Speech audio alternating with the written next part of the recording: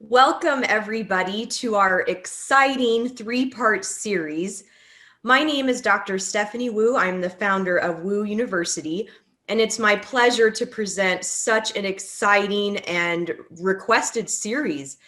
So the title of this event is How to Build and Grow a Specialty Lens Practice. And kicking everything off is Dr. Elise Kramer and myself. Super excited to be here with everyone. Dr. Kramer is residency trained, and she lives and practices in Miami, Florida. She got her degree of optometry from the University of Montreal in 2012, and then she completed an ocular disease residency in Florida. She also is a fellow of the Scleral Lens Education Society. And on top of that, she is the public education chair for the SLS. If anybody's not familiar with the SLS, such an incredible nonprofit organization. She's also a member of the AOA, the BCLA, the IACLE, and she is a fellow of the American Academy of Optometry. Dr. Kramer loves helping specialty contact lens patients. I have personally visited her practice. It is absolutely fantastic. The patients love her. She is doing such incredible work at her clinic, and it's my pleasure to be here with Dr. Kramer today. My name is Dr. Stephanie Wu. I graduated from SCCO, and then I completed a cornea and contact lens residency at the University of Missouri in St. Louis. I owned 3 practices in Arizona and California, and now I'm on to a different venture where I own a specialty contact lens clinic in Las Vegas, Nevada. That's all I do now. I don't do primary care. I don't have glasses or optical anymore. I just practice specialty lenses. So super excited to be here with my dear friend and colleague, Dr. Kramer. So take it away, Dr. Kramer. Oh my God, it's such an honor to be here. I love this, and I just can't get enough of talking about specialty contact lenses with you. You're a huge inspiration to me, and I think we both love bouncing ideas off each other. So it's an honor to be here. Thank you for this prestigious invitation, and I'm excited to start this session. So this is a great photo. So basically what you see here is a vending machine with contact lenses. And this is actually a real photo. And it was at the World Cup back in Russia a couple years ago. And the reason I wanted to put this photo is because it scares me. I think this is like a scary kind of future of what contact lenses look like already and what might look like on this part of the world soon. Basically, the way it works is just like any vending machine, you put your money in there, select your prescription or what you want, basically the brand you want and the number, and then you put your money and then you get your lens. So this is scary because, as we all know, contact lens is not a candy bar, it's not a bag of chips, it's a medical device. And so what happens is when patients start being able to choose that, it takes away, kind of cuts out the middle person, which is us. And so what do we know? What we know about contact lenses is that, you know, no two eyes are the same. And this basically shows that the differences in different topographies and different corneal shapes and sagittal heights and everything can be different from one patient to another, and certainly from one eye to the other. So how can you go to a vending machine and just pick out a lens, the type of lens that you feel like wearing? And so how do we avoid that type of thing? And I think the key here is to be able to sell or to offer something that you cannot buy in a vending machine, something that you can't just purchase online or on a corner store, something that is different and something that is unique. And that's where specialty lenses come in. And I think one size does not fit all. And I think that it's important to not sell contact lenses, but actually fit them. And that is what a specialty lens practice does. So what is a specialty lens practice to you, Dr. Wu? Yeah, so specialty lens practice, I would say that it's a practice that you are fitting types of contact lenses that most practitioners don't fit or fit very few of. So in our case, we're fitting a lot of gas permeable lenses, hybrid lenses, scleral lenses, some of these really innovative technologies. But I also think it could be on custom soft lenses. So sometimes there's doctors that they're not real comfortable when the prescription gets out of some of the standard parameter ranges, and then they send them to us because they're like, "Ooh, I don't know what to do with this person now." So even just like a soft specialty lens, I think could qualify. So I think that a specialty type of practice is one that you have, that I have, that Dr. Morrison has, Dr. Fergrozo. I mean, it's where we are focusing on specialty lenses. And I know with you, Dr. Morrison, Dr. Fergrozo, you guys all practice primary care and have and some of you have opticals as well, but you guys also have a major emphasis on specialty lenses. Yeah. Yeah, so I think the key is just being able to offer something that is not like, how can you compete with an online website or a huge chain, right? You have to be able to offer something that you can't buy online, that you can't buy in a vending machine, because ultimately the skills that you acquire in fitting specialty lenses, those can't be replaced by the click of a button type of thing. So you were talking about just not having an optical. So can you expand on that a little bit? Yeah, well, for me, I decided a while back, after having an optical for 10 years, I just said, well, what am I really good at? And what are some things that I love doing? And for me, it was specialty lenses. So I just had this vision of developing a practice that was just specialty lenses only. And there's several people in the US that have those types of clinics. And I thought, you know what, if they can do it, I can do it too. And so that's where I kind of got the courage and confidence. And like you said, Dr. Kramer, that picture that you first showed with the vending machine that's happening. And I don't think it's going away. I think it's going to happen more and more around the world. And who knows if that will end up happening here in the US, but that is scary. And I think a lot of doctors they're always worried about competing with online companies and big box and some of these bigger names. And I really think that some eye doctors are realizing, well, maybe we should be doing something else. Maybe there's something different. And I really think that's where specialty lenses shine, is we can offer this type of service and product that patients are not going to be able to just get online or through a vending machine. I mean, at least not right now, maybe in 100 years or something, like when science and technology becomes really, really good or something. But for now, I think we should just be focusing on what we're really good at as optometrists. And I think for us, it's doing specialty lenses. Absolutely. Absolutely. And we'll talk about that a little bit more, like about how to set it up. Can you not have an optical? Can you have an optical? What are the pros and cons? We'll go over that in a little bit. But I just want to talk about this for a second. So what is this? I want to show that, basically specializing in contact lenses is really a niche, a huge niche, because if you look up the different conditions that, we treat, like this is a Google search. So how much do people look up Stevens-Johnson syndrome? That's a big one. Keratoconus, dry eye and pellucid. So you can see in terms of size, that represents basically the amount that people look this up, right? But if you compare that to diabetes or glaucoma, it becomes a lot smaller, right? And if you compare that to Kim Kardashian, all of it becomes kind of, not irrelevant, but just really, really small. So this is the niche, this is a huge niche practice. It doesn't mean that there aren't patients who need us.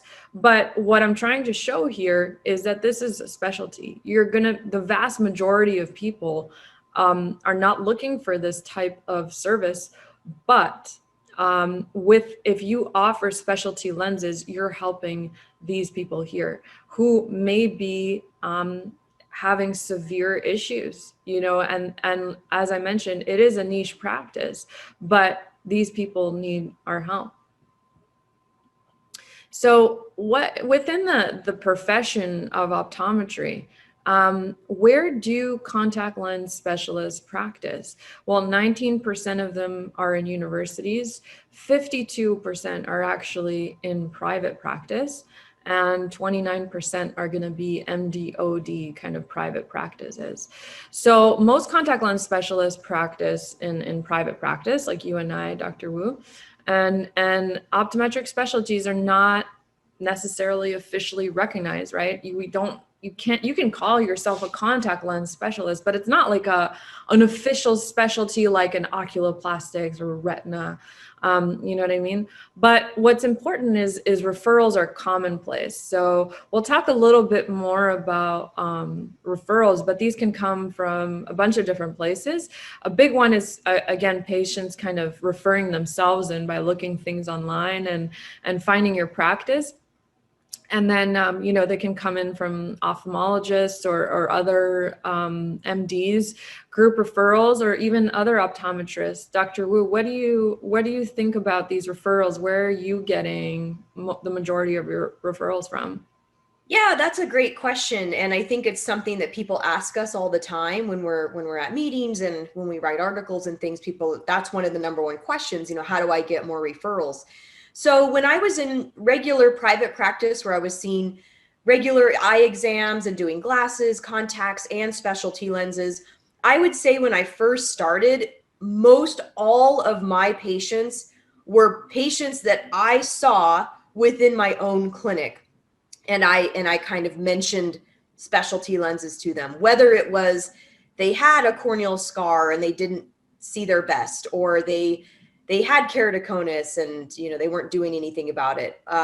Maybe it was somebody that had a very high prescription, and I got patients all the time from all walks of life that would always say, yeah, you know, I want to do contacts, but I was told, you know, like 30 years ago or 5 years ago, or even like 1 year ago from another eye doctor that, you know, my astigmatism is too high and I will just never be able to wear contacts. I mean, I was getting that type of comment almost on a daily basis. So that just kind of creates an opportunity to say, hey, you know what, if you want to do contact lenses, I definitely think we can. We've got different options now. And I really think that it's something that we can pursue if it's something that you really want to do.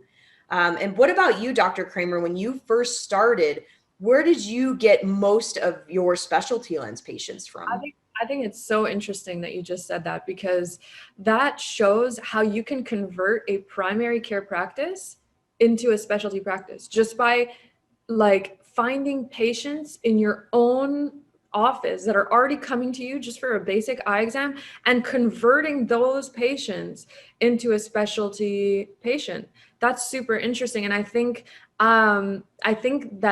that is a huge opportunity, as you mentioned. But at the beginning, I think I was trying to do that. You know, I was trying to do that. But what I also did is I tried to reach out to other doctors and say, you know, I'm offering this service. I do specialty lenses. And at that time, I don't think there were as many people that were involved with specialty lenses. So it was a little bit more kind of, I would say, competitive. But even if now there's a lot more people doing these type of lenses, it doesn't mean that you can't be successful. And I think what you just mentioned is really gold, like just converting your own primary care patients, especially if you're in a primary care practice, just converting those. Like I've realized that being in working in primary care, some patients are super interested in contacts, but if you don't ask them, hey, do you want to try contact lenses today? They will never even mention it. And so just converting a basic comprehensive eye exam into a specialty contact lens exam, that's huge. So that's really cool. So where else do referrals come from other than, let's say, your own patients in primary care? Yeah, so this is something that we talked about last time, and it's super important. So let's say that you've got your practice and you have the patients that you can convert from your own existing patients, but there's many other places. So now in my new practice where all I do is specialty lenses, I don't have that opportunity anymore where I'm seeing somebody for a primary care exam and then I can kind of talk to them about different options. So I would say 95% of the patients that we see now come from other clinics. So other doctors that have seen a patient and let's say they've got keratoconus, they send them to us, or they've got a transplant, or they've got extreme dry eye, or even patients that they just they want to wear contacts, but the prescription's too high. I mean, so we're getting a lot of these referrals and building a network of trust among the individuals here in Las Vegas.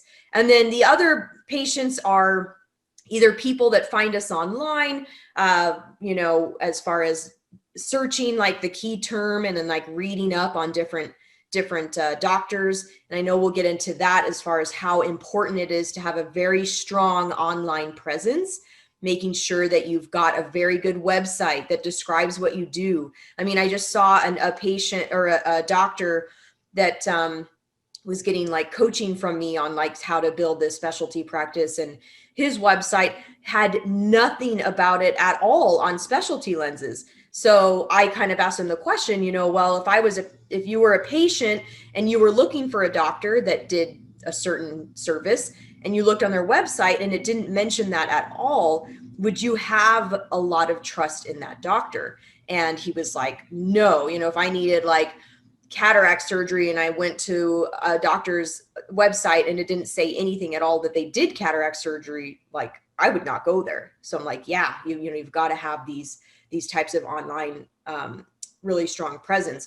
But I know that for you, Dr. Kramer, you are one of the people that told me about some of these referrals. So you were the one that said, go to the corneal specialist, go to the general ophthalmologist, go to the dermatologist, the oncologist. I mean, can you kind of talk to us about how did you figure out that those are the people that you needed to talk to get referrals? Yeah, so when I studied, as I mentioned, in Montreal, and I knew all the ophthalmologists there, right? Montreal's a small island, and I already knew everybody. Then I came here, and I knew nobody. Like, I didn't know any of the ophthalmologists.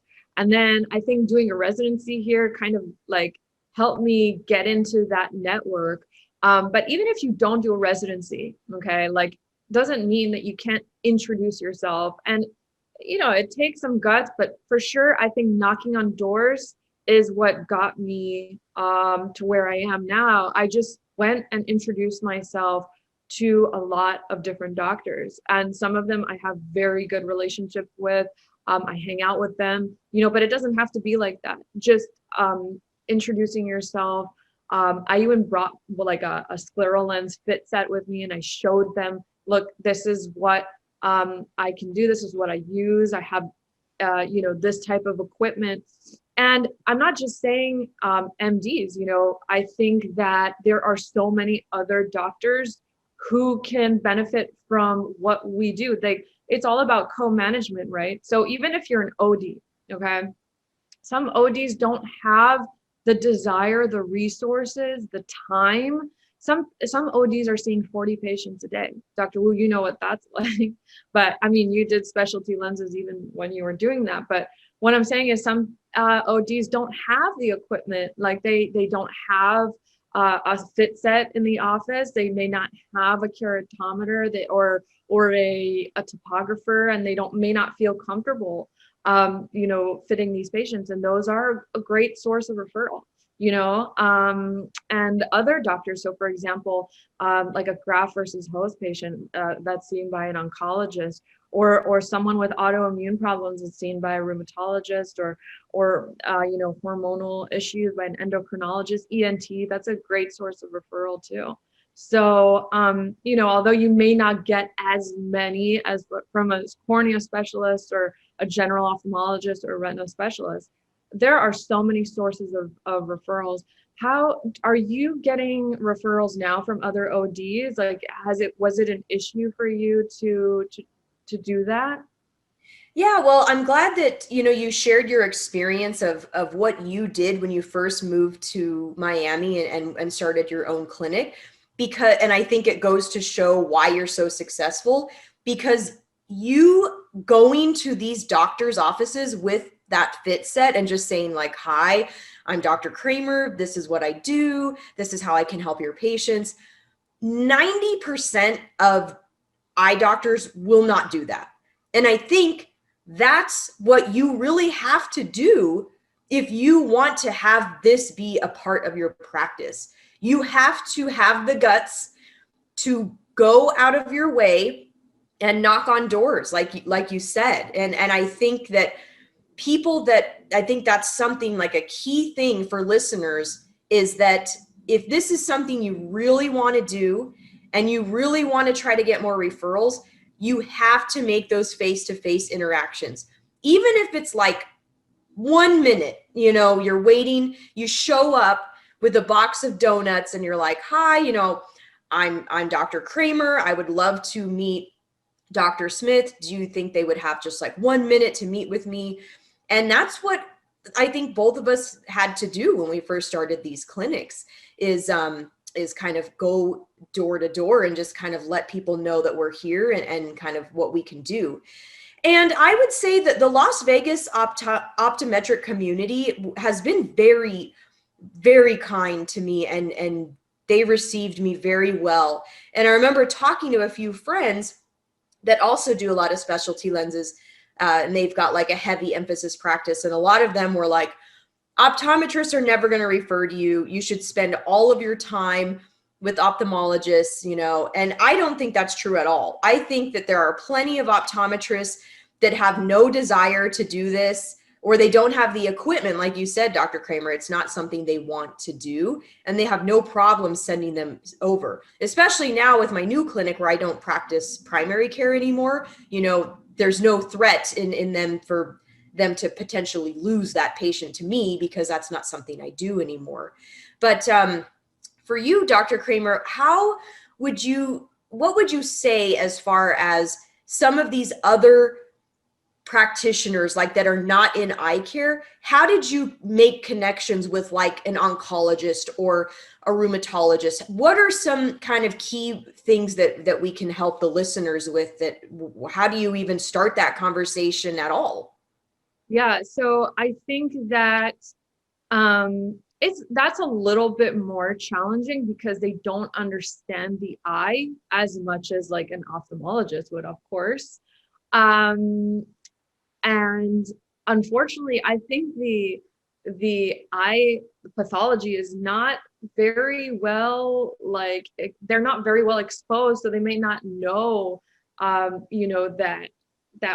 what it even means to fit specialty lenses. So it's a little bit more challenging, but definitely not impossible. For example, I talked about graft versus host disease, and that's a huge thing, but it's not limited to that. There are patients, for example, here in Florida, or I'm sure out in Nevada as well, or other like warm places where people have a lot of skin cancer issues and they get a radiation on their face. Well, what are you doing with radiation? You're obliterating basically all the meibomian glands. You're causing severe dry eye. And that's where we come in, and with a scleral lens, I mean, we can restore the ocular surface. So these are things that you can share if you have any connections with any hospital or any colleagues that are oncologists. This is something that you can tell them. Rheumatologists too. I mean, these patients are dry. Like, these patients need us, Steven Johnson syndrome. Even general practitioners. Look, general practitioners, these patients are diabetic. Diabetes is also a risk factor for dry eye. Dry eye, I mean, it was mentioned in TFOS-2 several times that scleral lenses are one of the main treatments for dry eye. So like you said initially, converting primary care patients into specialty patients, I think there's so much potential there. And I think one thing that you've done, Dr. Wu, that's genius, is actually remove the optical. And that is something that takes a lot of guts, because that's a source of revenue for optometrists. But doing that it basically you're saying to other optometrists, like, I'm not competing with you. I'm working with you, you know, because other optometrists, and with reason, are going to be afraid of losing their patients to you because you can do it all. You can do a dilated fundus examination. You can do, you can sell them a pair of glasses, but you're not doing that. And I think that shows like, okay, I'm just your contact lens doctor. This is your regular doctor. And I think that's huge. I have a question for you, Dr. Kramer. So because you have an optical and you do primary care as well, what happens, let's just say, because this has happened to me before in my other practice, but patient comes in, they're referred by another doctor, let's say for keratoconus, and they're referred to you and they get their fitting. And then they see that you have an optical and that you're doing these other things. And they say like, well, can I just come to you instead? You know, it's just easier, so I'm not having to go like back and forth. Or like if there's a pair of glasses that they want to buy from you, how are you handling that type of situation? It's tough because technically I can do it all, you know, but I'm really trying to focus on specializing. And also the only way to maintain that relationship with the referring doctor is by not accepting that.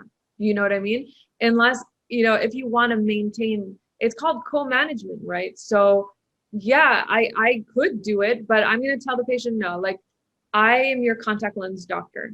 That's the way I tell them. I would rather if you go back there for your glasses and your general eye exam. Doesn't mean I can't do it. I just don't want to because I want to maintain that relationship. And I think that's important. And I always send a letter after seeing a patient back to the doctor. And I write at the bottom, I told the patient to return to you for all vision care needs. It's just for contact lenses. And I think that's important. And obviously, I don't think you have as much of that issue because you're not doing primary care or optical. But I think it's important, especially when working with optometrists, because it is competition. You know, it definitely is. So, but how do you become a specialty lens expert? Do you think that a residency is kind of a lot of people ask me, a lot of students like come into the practice and they say, do I need to do a residency to become a contact lens specialist? What's your opinion on that? Or Yeah, well, I think there's a lot of different ways to get involved with specialty lenses. There's no one path. I think that we all know that you can do a residency. I think that absolutely helps because you have an entire year that you are dedicated to specialty contact. So I would definitely say that my residency is that was one of the main things that catapulted me to where I am today. So if there are any students listening, if you think this is something that you're interested in, I would highly recommend doing a residency. And it doesn't have to be in just cornea and contact lens residency. You can do something like Dr. Kramer did, where she was doing an ocular disease residency. There's many residencies where you also get to fit some of these contacts for these patients. Just like you said, Dr. Kramer, people that have Stevens-Johnson's and graft versus host and Sjogren's. I mean, these are all patients that you're going to see as part of a disease residency, and that just gives you an opportunity to fit these types of people. If you are out of school and you're practicing already, that does not mean that it's too late. You can absolutely integrate specialty lenses into your practice. Some of the ways that I would highly recommend would be following Scleral Lens Society. They've got tons of archived webinars that are free. GPLI, the Gas Permeable Lens Institute, they have tons of free content and all sorts of different things. And then meetings like you're showing here. I think that if, let's say that you're out of school, you're in your practice now, whatever modality you're in, and you're like, you know what, I would like to do this. One of the best things is attending some of these meetings and either doing workshops where you are physically handling specialty lenses and trying them on patients' eyes and kind of learning how to handle the devices and assess them. And even just going to some of the continuing education lectures, just like we're doing now, you know, our goal is to teach other doctors how to integrate this into practice. So Dr. Kramer, is there anything that I'm missing that you would also recommend? No, I think that I think my path was maybe a little bit different than most contact lens specialists. Like you said, there's not just one path to success. I think there's many ways. If you want to do it, I mean, when there's a will, there's a way, right? I personally had really good training at my school because I had the opportunity to work with Dr. Michaud, Dr. Longis Michaud. And then after I felt comfortable already fitting lenses, and I did so in my residency, which was ocular disease. But if I had to like tell a student, you know, what they should do to kind of break through in the industry, I would say the contact lens residency is probably the best way to go. It's not the only way, certainly. And if you're out of school and you're not, you know, doing a residency or thinking about doing a residency, you can always do an apprenticeship. A lot of people like Dr. Wu and I, we love teaching. We love doing workshops. We love, you know, you can go to so many meetings. There's like a bunch of these that I put up here. And there's so many online opportunities to learn. Yeah, like I said, when there's a will, there's a way. And there is no shortage of lectures, of workshops. So just to take advantage of all of that, for sure. So how do you start, Dr. Wu? You just did this. So you just went through all this. What do you recommend? Like, what's the first thing you should do? Yeah, so I think one of the first things I did was I talked to a lot of colleagues. So I reached out to you and Dr. Fergrozo and Dr. Morrison, and we've been on this journey together. We kind of thought about doing something similar kind of around the same time.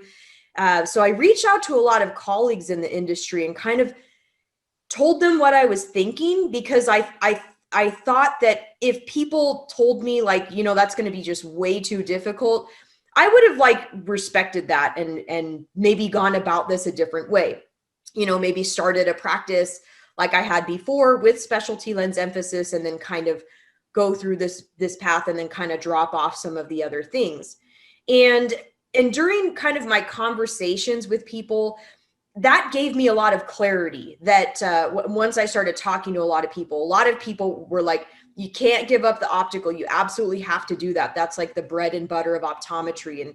And I would say, well, you know, what about some of the primary care optometrists that I would like to refer to me? You know, what about that? And some people were like, oh, well, you're never going to make everybody happy.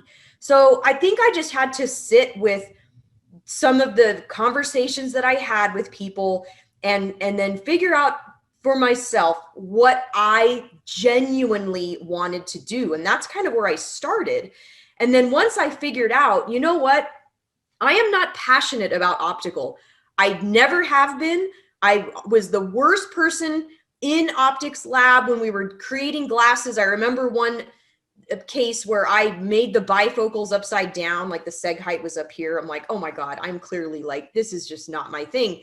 But, you know, owning a practice, you have to, with glasses, you have to like embrace somewhat, but that was never my passion. And so I just said, forget it. I'm just not going to have it.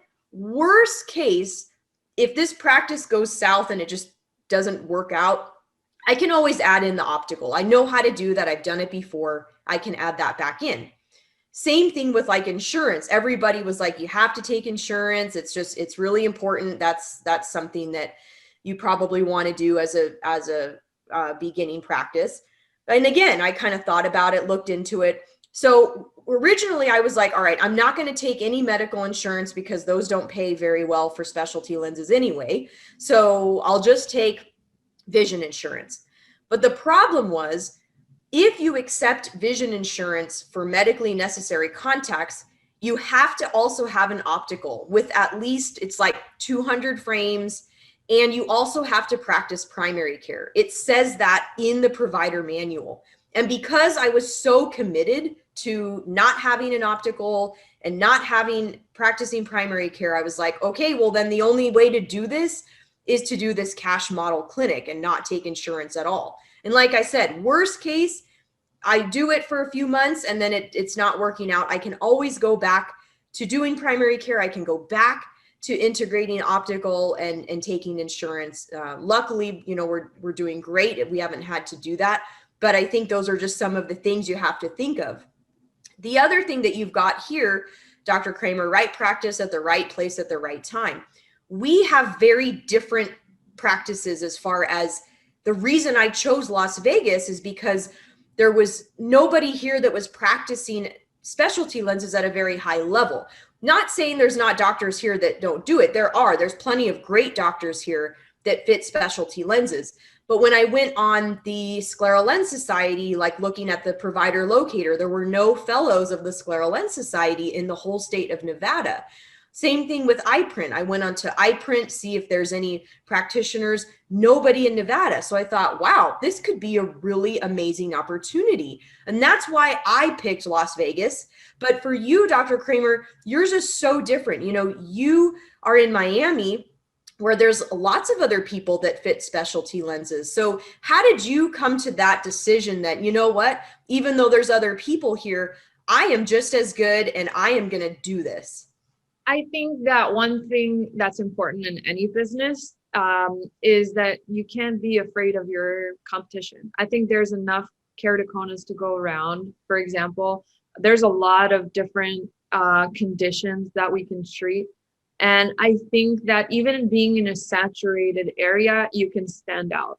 You can stand out by differentiating your practice, by offering something different than everyone else, and that by marketing in a different way. I'm not afraid. Like, I have doctors call me sometimes and I help them on the phone fit lenses, and I don't mind because I want, and that's why I teach it too, because I want other people to do it. There's so many people who need this type of service, but that doesn't mean that I can't be extremely successful at what I do, because I offer different things than maybe the practice around the corner. There's someone on the same street as me that does specialty lenses, but we're both doing okay. Like, we're both doing fine, and he has his patients and I have mine, and that's okay.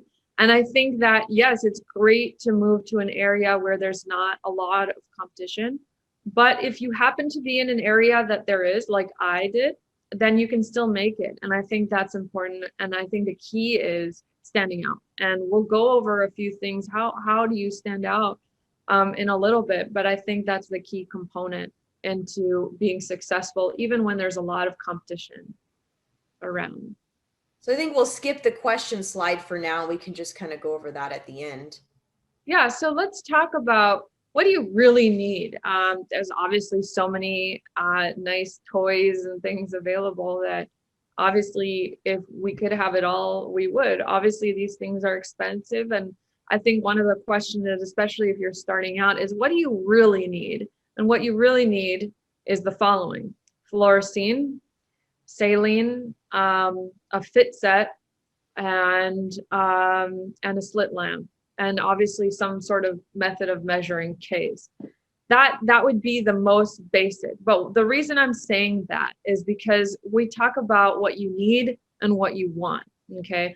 Obviously, if you have the opportunity to get a topographer or a scleral profiler or an OCT, you might save a lot of chair time. You will save a lot of chair time. You will have more precise measurements. You might be more successful a little bit faster with some patients. But obviously, these are luxury items. And I think, again, you want your practice to stand out, then I think it's important to invest in some of these devices, especially the four I just mentioned: the topographer, scleral profiler, anterior segment OCT. But if you can't, that's okay. I think you can still be successful even if you don't have these things. But if you can, I would get them. What's your opinion on that, Dr. Wu?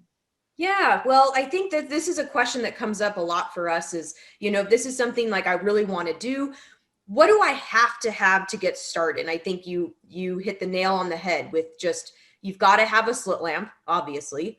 You've got to have a fitting set. You have to have saline. You have to have fluorescein. Those are like the things you absolutely have to have. And in my first practice, because the practice didn't do any specialty lenses before I started, this was a very well-established clinic. We didn't have any of these other things. We had an OCT, but it was only checking posterior segment. So I did not have the luxury of working with an OCT when I first started practicing. So I basically had to do all of my fits and make any changes as far as troubleshooting just by some of the slit lamp things that I had. I think what will help doctors listening in tremendously is, let's say you're like, I'm not in a position to purchase all this like crazy equipment because it's expensive and financially it's just not the right time. Totally fine. I think what will really help is if there's a way to take some sort of image at the slit lamp, and that it doesn't have to be like some fancy system. Like I have a really fancy system now where I can take slit lamp images and videos, but when I first started, I didn't have that type of funding. And so I just got a super cheap slit lamp camera adapter. So I basically had my phone and it like attached, it was like a piece of plastic that just attached and it kind of hugged one of the oculars. And then I just used my phone camera to take an image. And that was an incredibly cost-effective, super easy way to take images. But that's really helpful because when you send the images to the laboratory and the consultants, they can look at exactly what you are looking at. So I think that if I had any piece of advice, like for a practice that was like, well, I just can't afford a lot of these big ticket items, totally understandable. But just that would be like the first thing I would maybe invest in. And then after that, maybe getting like a topographer that's like refurbished. When I first started my new clinic here in Vegas, I did not have the funding to get a Pentacam. I'm like, I will get one when I get to that point where I can spend that type of money. But for now, I can't afford something like that. So I don't think that that should discourage people. I think that if you have some of the basic things, you can get started. And the consultants are amazing. They will help you. So if you have questions or you have issues, like they will help you with these fits. So Dr. Kramer, what are some of the things that you had at first when you first started your practice? And what are some pieces of equipment that you have added on? Yeah, so first I just want to show this photo. This was taken, I don't know if you could really see it, but you could see blanching there just in that corner. And I took this with my smartphone. This is an iPhone and it doesn't even have an adapter. So there's a lot of things you could see with the naked eye. You don't need a slit lamp, and sometimes slit lamp kind of will bleach out. Yeah. So I think that you can do a lot of gross kind of measurements and evaluations without a lot of this fancy equipment. Like I said, I think a lot of this equipment will lower your chair time and improve your success, at least with initial fits. When I started, I was renting space in someone's optical. I had a slit lamp, I had a fit set, had fluorescein and saline, and I had this auto K device. And yeah, it took me a little bit more time than it does now. Also, I was like not as experienced as I am now, but I was still fitting, tough cases. I was still getting more and more referrals, and I was handling it. So I think again, as you increase your patience, then it makes sense to start investing in things. And obviously, that old rule is like you can't make money without spending money, and you do have to invest at some point in some of this stuff if you want to specialize. But I think initially, you can get started with very little things. And I think one thing that I was talking about making your practice stand out, I think the Scleral Profiler is something that is just patients don't see very often at other offices. And they're very impressed with that technology. And if you show it to them, they'll be like, wow, I've never had this done. I've never seen this before. And that's something that you can really use to kind of show how your practice is different from the practice around the corner. So what do you do? Like, let's say you have a patient that's coming in for a specialty lens. Like, what is your process? Like, what is it that you do initially with these patients? What devices do you use? Yeah, so this is going to vary based off of what type of equipment that people have, but I think what we do now is basically kind of everything you've got, where we're getting a case history, we're finding out what have you tried before, if anything. Did you wear lenses in the past? Have you ever worn anything, or is this going to be your first time? You know, what's the diagnosis? Those types of things are important to collect in the beginning. Checking their vision with the naked eye versus with maybe like their best corrected glasses.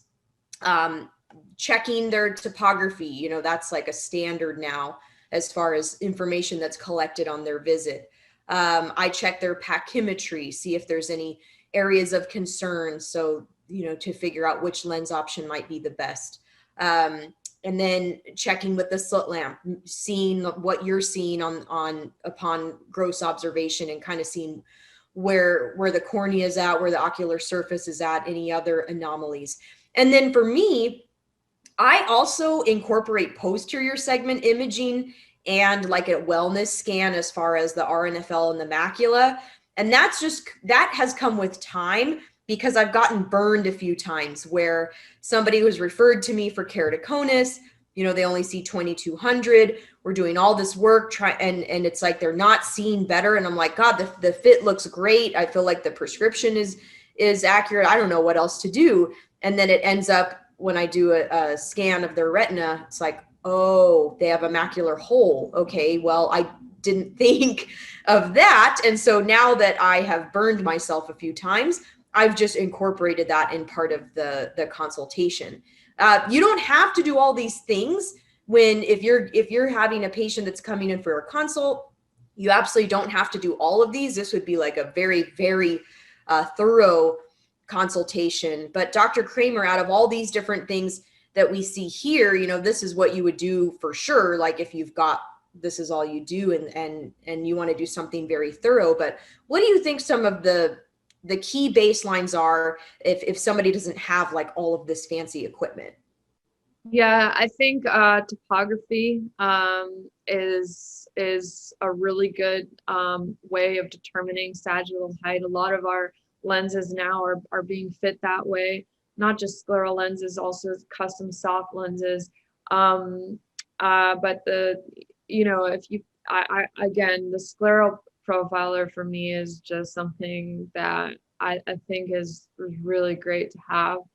And I think that the other things, if you can, add them, I think anterior segment OCT, slit lamp cameras, as you mentioned earlier, is probably like those are probably like the four big ones. What about you? Like barometry, is that something that is on your priority list, or like, is that more of like a kind of like a bonus device for you? Yeah, so I think different doctors that have an aberrometer kind of do it different ways. I have used it more as like a troubleshooting device, especially if somebody has come in and they're already wearing specialty lenses, but they're still complaining of some of the HOAs like ghosting and halos and things. I will do it on top of their lens to see if there's any room for improvement there. But and I had thought about just incorporating it in to my initial consult for everybody, but it was just taking too much time, and some of the results were a little bit hard to read because their surface was so irregular as far as their cornea goes. So now I just use it more as a troubleshooting thing, or if they're here specifically for that type of lens.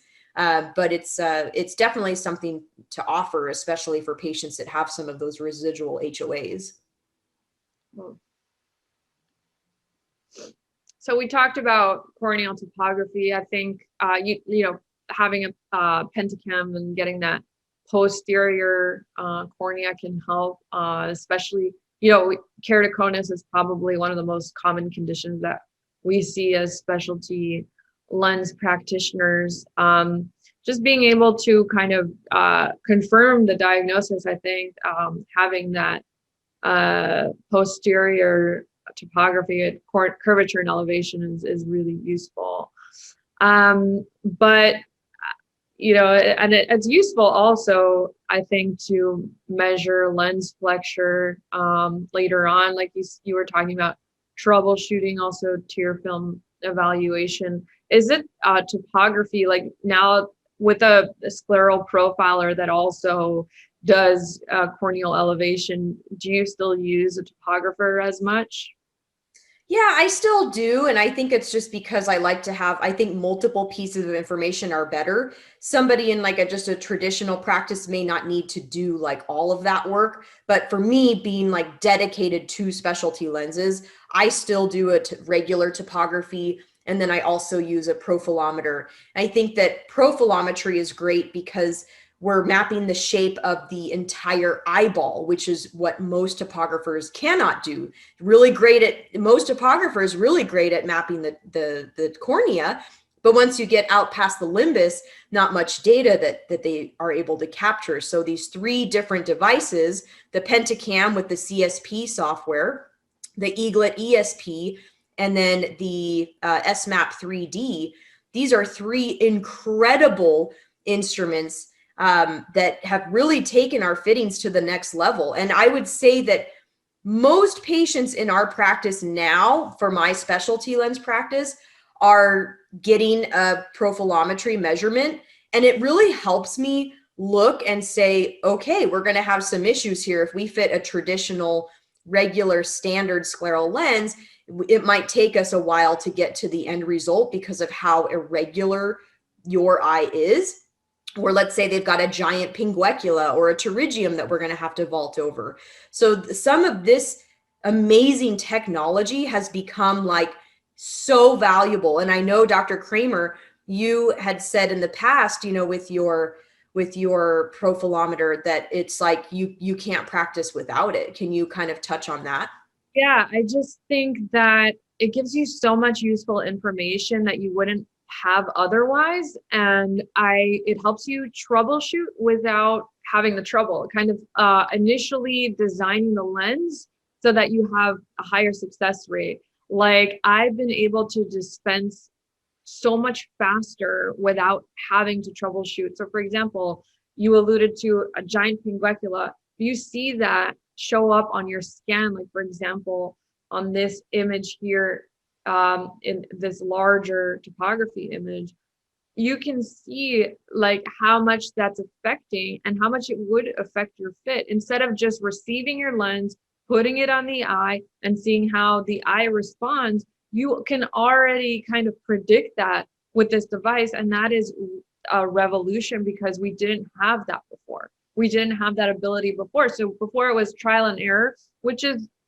good and it works, but it's definitely more time consuming and requires more patient visits. So you can literally cut that time in half or more by having some of this technology. So I just think it's life changing. It's it's incredible the amount of technology from when we graduated optometry school to now. I mean, even when patients come in and they say, I've had this scleral lens, it's 15 years old. I'm like, oh my gosh, like there's so much better technology nowadays that we could take advantage of. So I think we're going to conclude the first hour, and thank you, Dr. Kramer, for joining us on this amazing. I mean, we barely got through even half of what we wanted to talk about, and maybe we'll have time at the end for more questions. But as we are switching over to Dr. Fergrozo's lecture, I'm going to ask you a few questions, Dr. Kramer, if you don't mind. Of course. Okay. There was a couple questions here that I wanted to ask you.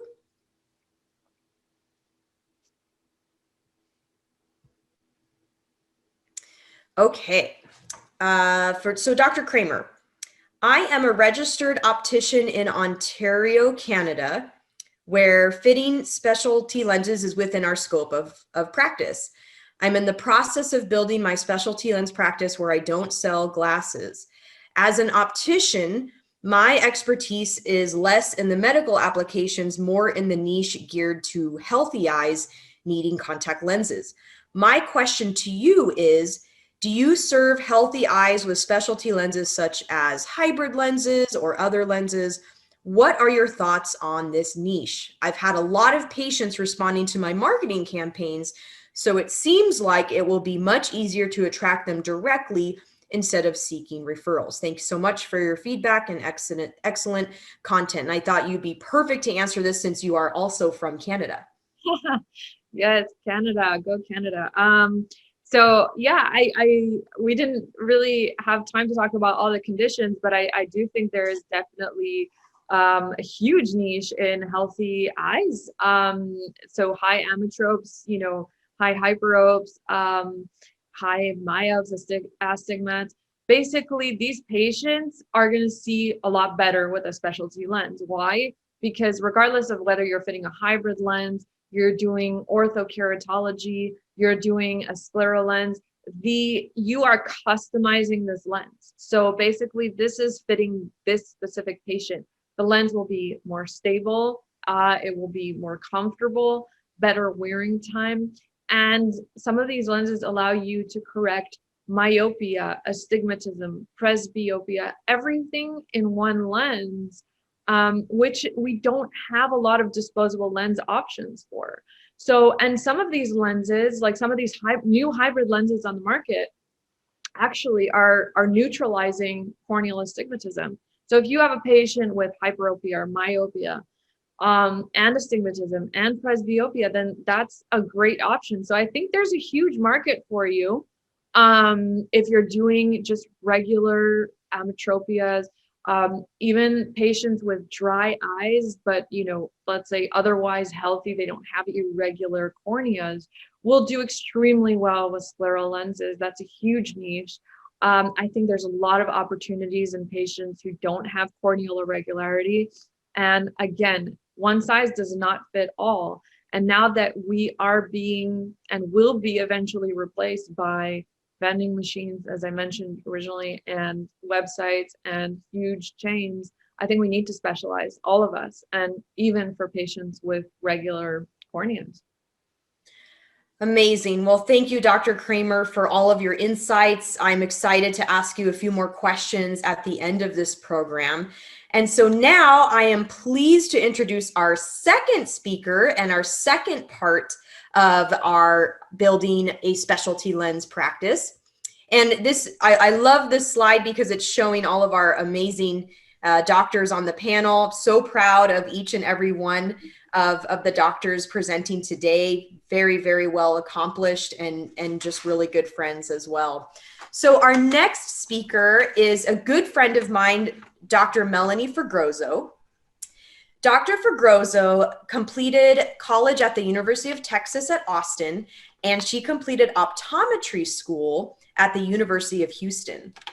And this is so interesting to me, and I hope that Dr. Fregroso talks about this when she is going through some of her lecture, but she graduated optometry school in 2008, and then she went and practiced in a commercial setting in Kansas, and then she decided she wanted to do specialty lenses. So then she went back and did a contact lens residency in 2011. So Dr. Fregroso and I actually completed our residencies during the same year. But this is just another path that Dr. Kramer and I were just talking about. There are no one path to getting to specialty lenses. Look at Dr. Fregroso going from getting out of school, practicing a few years, and then going back and then completing a cornea contact lens residency. I just think that is so amazing. And Dr. Fregroso owns Alamo Eye Care, which is in San Antonio, Texas. She does lots of different things, not just specialty lenses, but she does routine eye care, pediatric contact lenses, glaucoma, diabetic exams, dry eye, and she just has a list of incredible accomplishments. She's a fellow of the American Academy of Optometry and a fellow of the Scleral Lens Education Society. She's also a member of the AOA, the Texas Optometry Association, and the Ocular Nutrition Society. So super excited to have Dr. Fergrozo. Thank you for donating your time today to educate all of our guests. And with that, I will turn it over to you, Dr. Fergrozo. Thanks, Stephanie, for having me today. I'm really excited to share my story. Just like Dr. Wu was mentioning, I have a little bit of an atypical path. I graduated optometry school, and after I graduated, I wanted nothing more than to just practice and never, I didn't even think about furthering my education in any kind of way. I just wanted to get a job. I was ready to start my life and be done with school. So I moved to Kansas City, and the first opportunity that I got as a practicing optometrist was within a commercial setting. I worked next to a lens crafters. I was hired by an optometrist who subleased a lens crafters, and I worked there for 3 years. And I knew right away within the first year of my practice that that I wanted something more. The practice was very fortunate in that they practiced medical optometry. They had an OCT. They had a fundus photographer. They had visual fields. They also had a special macular visual field. So they really focused on medical optometry. So I got to practice those, but being within the setting that I was in, I noticed that most of my patients I was referring out, and the optometrist that owned the sublease, kept his contact lens practice. He was able to dispense and actually sell revenue packs and did some specialty lenses, but I noticed that the patients that kept on coming back year after year and were so grateful were my contact lens patients. So I kind of, within that year, I knew I wanted to go back and do, a residency, because most of my patients I was referring out because I didn't know what to do with them, with respect to disease. But I didn't notice that my contact lens patients that I could help. But when I got to these difficult contact lens patients, I had to refer them out, and I didn't know what to do with them. So my contract within that practice ended after year 3. And within that last year, I decided that I wanted to do a cornea and contact lens residency, because the focus of that was I knew I was going to finish my residency, and I wanted to go back I knew I wanted to matriculate back into private practice at some point, and I was going to see comprehensive care, but I wanted to know how to take care of that special population base that I knew that was going to keep on coming back. So that's why I decided to do a cornea and contact lens residency. It made sense because I'm from Texas to go back to Houston. My parents were there, so the transition was really easy, living with, staying with my parents when my husband was in Kansas City. So it was very difficult. I made a very difficult decision to be separated from my husband, states away to pursue this, but it's something that I felt incredibly strongly about. After my residency, I felt it was an immersion where I knew, how to recognize these patients, maybe what to do, but there's still a lot of self-learning. And even now I continually learn, and I go to meetings. I ask, my friends for help, like Dr. Wu and Dr. Kramer and Dr. Morrison, and I still shadow, and I actually travel to other doctors' practices out of my city. Actually, 3 weeks ago, I went to go learn from a really good friend of mine in Dallas who has a much larger specialty lens practice than me. I'm still continually learning. So that never stops. If you want to see this special population, if you invest in it, your time and your efforts, they will come. The patients will recognize it, and then also your colleagues around the city and around the area will recognize your passion for it, and your practice will build.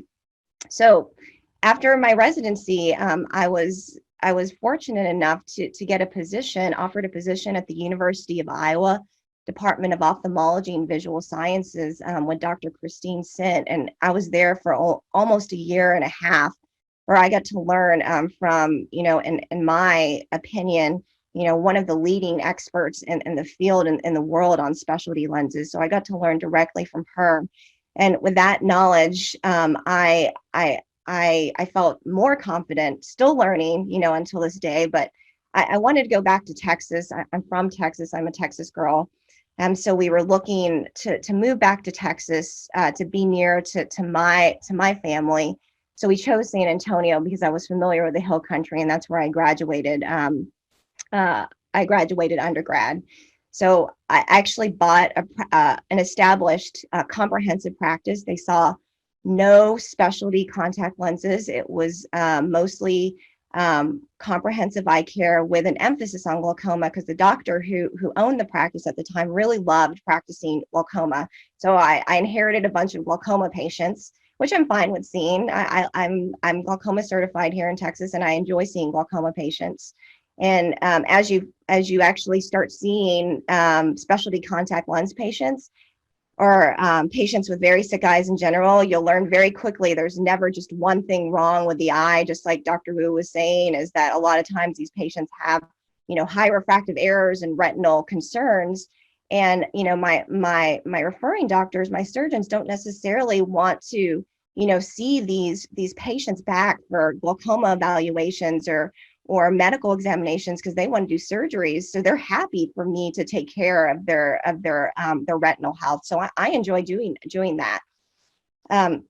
So when I came back and I bought this practice, I thought, well, I'm excited to offer comprehensive care. And if a specialty contact lens patient comes in, this is going to be great. I'm going to know how to handle it. But I was out in practice for 3 years already, and I know that those are far and few in between. I'll probably see one a month if I'm lucky, and I'm going to know how to battle it, and it's going to be awesome. And I'm going to have this thriving comprehensive practice in San Antonio, Texas.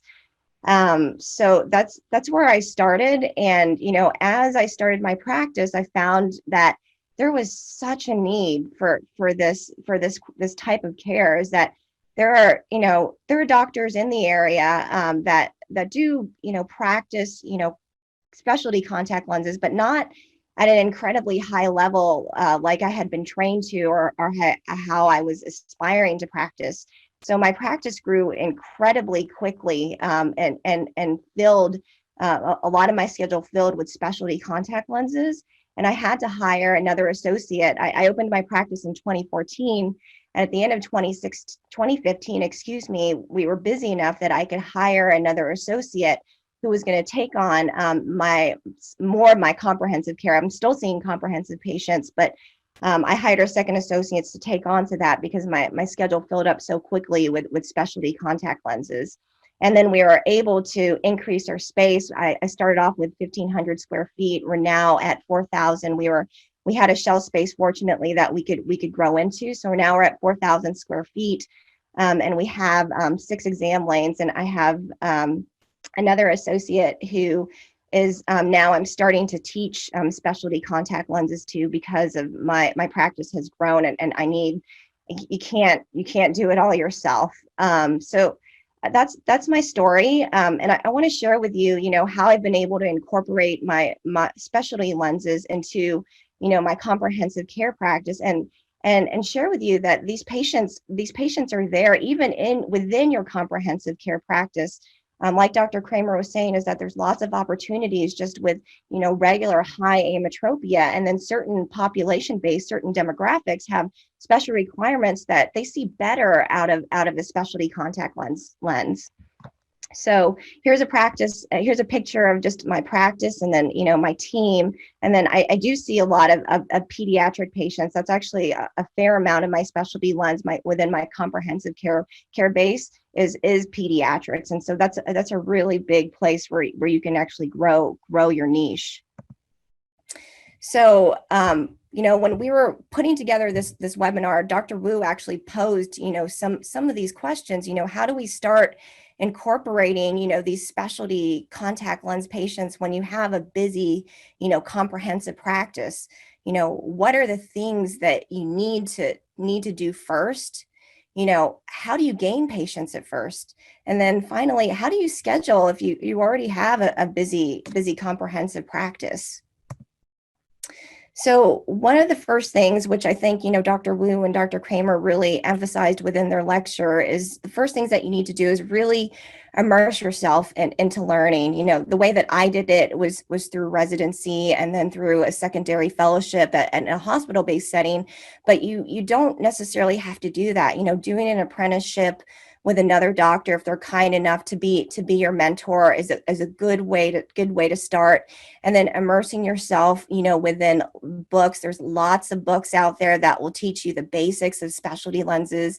Also going to meetings. This is very important. And then pulling out, when even after my residency, I still, was trying to grasp things about basic optics that I had, dumped my second year of optometry school, and then also corneal physiology and then corneal disease. I actually took out notes from optometry school, and I started reading all of these. It's just to really immerse yourself, within self-study. I think that is the most important thing before you get started, just to commit that you're going to understand how to see these patients and how to take care of them properly. That's very important. And so the next question is how do you gain patients at first? So, it's very interesting. As my practice has grown, I had first an associate who saw my comprehensive care patients, and now we've transitioned we've transitioned to another associate where she's seeing my comprehensive patients, but I'm also teaching her specialty contact lenses. And what I've done to be able to do this is that I've actually taken on more comprehensive cases and then allowed her to shadow and then, help me out with my medical or my specialty contact lens patients. And in this time, within this very short time, I actually started this transition in January. Is that I've seen these comprehensive patients, and within just my comprehensive patients that I've been seeing more of within the last 3 months, I've actually found specialty lens patients who have been in my practice actually 2 years or longer, who could have been transitioned over to specialty lenses, that I have, started them into specialty lenses in this short amount of time. And I just want to share, a couple of patients. I'm going to share some cases here to show you examples of how you can find these patients, because they're actually already there. You just haven't learned how to recognize it, or you will learn how to recognize them and care for them. So what's really interesting is that, I'm always attending lectures and webinars, and something my good friend, Dr. Clark Newman in Dallas, said was the difference between an expert and a non-expert is the expert knows what they're looking at. And so these patients are here. You just have to learn how to recognize them. I don't know, maybe some of y'all guys are too young to remember the movie from The Matrix, but sometimes, I'm talking to my business manager. I just feel like when I look at things, and I just feel like I see things in a different way, the Matrix star did, is that he can see things, and I feel like I see things, and once you see these things, you'll start to appreciate them, and you'll start to learn where you can offer specialty lenses. So I want to go ahead and share, the possible patients that you are going to, be able to transition in your current practice, that are already part of your comprehensive care practice. And these patients are high ametropes, those patients who have degenerative myopia or high hyperopia or high astigmatism. It's really common here. I'm in San Antonio, and we have a high Hispanic population base, and seeing more than 2 diopters of astigmatism, sometimes I'll see 6 or 8 diopters of regular limbus to limbus astigmatism, is completely normal. Is that these patients see much better in some sort of specialty contact lens design. And our presbyopic patients, there are so many presbyopes who are unsatisfied with the quality of vision in, a soft contact lens that has fixed parameters. They're just not able to see, what they feel like they need to see throughout the day, and they could be helped with specialty contact lenses. We already mentioned pediatrics. Is our patients, I have a big referral base from the pediatric ophthalmologists, because all the kids who see pediatric ophthalmology have really high refractive errors. And so I've been lucky enough to get those referrals. And so within them, there's a lot of patients with high astigmatism, degenerative myopia, but then there's also myopia management. I firmly believe that we should all be practicing myopia management. Every single one of us who are providers and if you don't know how to, or you don't feel comfortable incorporating myopia management, is that you should definitely refer out, because it's the best thing that you should do for the future of these children. There's dry eye patients, so many patients with, recalcitrant dry eye who are not as responsive to topicals, and who don't see well, and they could be helped with specialty lenses. There's post-refractive patients, even your LASIK patients who have, been treated 10, 15 years ago. They are regressing back to, a refractive error or becoming presbyopic. They don't want to wear glasses. That's the main reason they spent thousands of dollars to get refractive surgery, is they do not want to be in glasses. They want to be in contact lenses. And so this has been a really large part of my comprehensive patient base that I've been able to successfully transition over to specialty contact lenses. And then other irregular astigmatic patients that you will learn to see, and I'm going to share a case with you next, and you'll start to learn to see these patients. They're there, and once you start to study, is that you will start to see these patients, recognize them, and you'll be able to manage and treat them with specialty contact lenses. So I want to share my first case presentation. This is a patient that actually has been in my practice for the last doctor that bought the practice owned the practice for 20 years before I bought it. And this patient has been a patient of the practice since she was age 5. And so she's a high myope. And at age 25, Dr. Davis had referred her for LASIK surgery because she had such a high prescription. She hated wearing glasses. So she got LASIK surgery at age 25, and she had a significant amount of myopia and astigmatism. And she's noticed within the last 2 years, I didn't actually saw her first year when I bought the practice, but I didn't see her afterwards. And she was fine with just a low prescription. She was seeing well.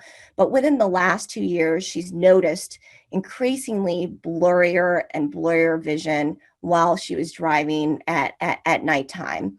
And she was given a spectacle prescription by my associate in December, and she bought them. She actually bought them at an outside optical. And she's like, these glasses don't work. I see horrible. I see just weird and distorted. You know what? It's been too long. Dr. Fregoso, since I've seen you, I want to go ahead and see you again and be on your schedule. So I went ahead and I saw her and I did her fraction. And, it's nothing, very, it's nothing that's very recognizable or, exciting to look at, just a myopic astigmatic refraction. And if you're just going through turning the wheels, the patient can see 20/20. You could force her to see 20/20. But if you really question what she was seeing, she actually reported, I see this, but everything is double. Everything starts to double at about 20/40 in my right eye and 20/60 in my left eye. I can see it. If you're asking me what I can see, it's blurring, it's vignetting. She was telling me she was seeing double and shadowing, and it was completely inconsistent. And so I went ahead, I said, okay, well, let me go ahead and look at your cornea. So, well, first we did a corneal topography, and you could see here that, she has LASIK surgery, and she could tell she's incredibly oblate. So that means they lasered a lot of tissue. And I went ahead and I really took a look at her cornea on white light.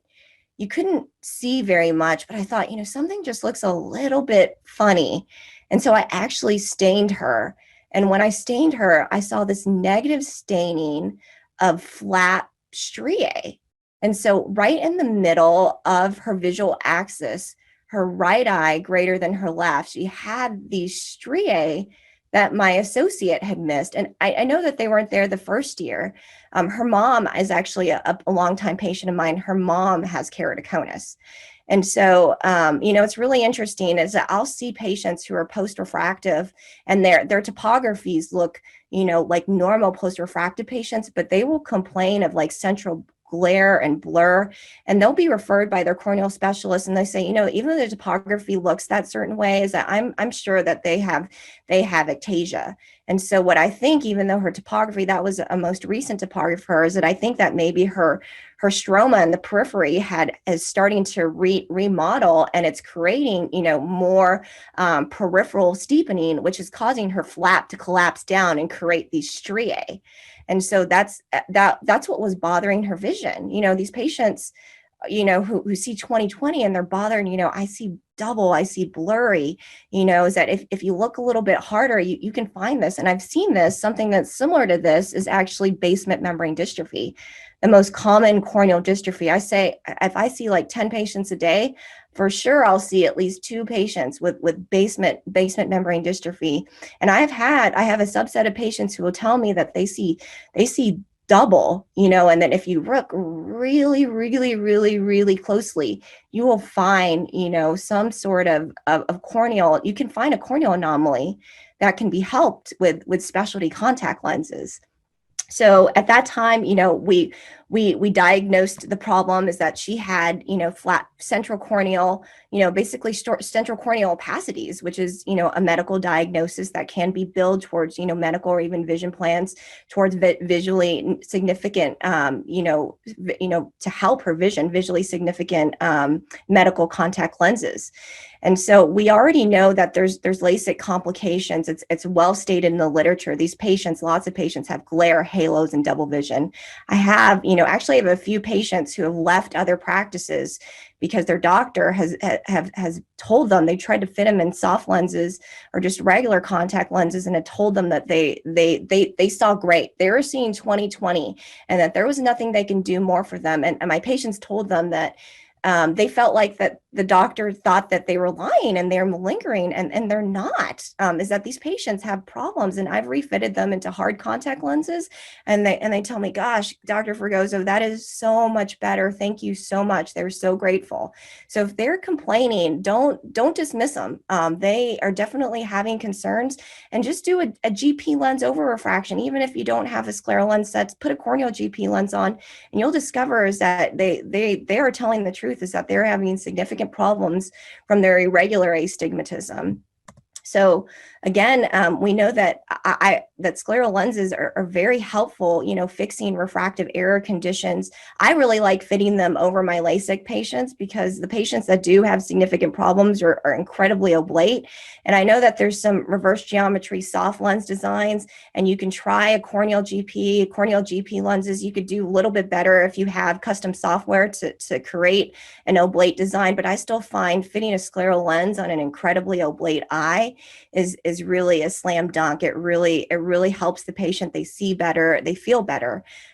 So this is actually what I did, on this particular patient, is that we went ahead and we went, I started off with a 16, but I ended up in an 18, millimeter lens. These were the parameters.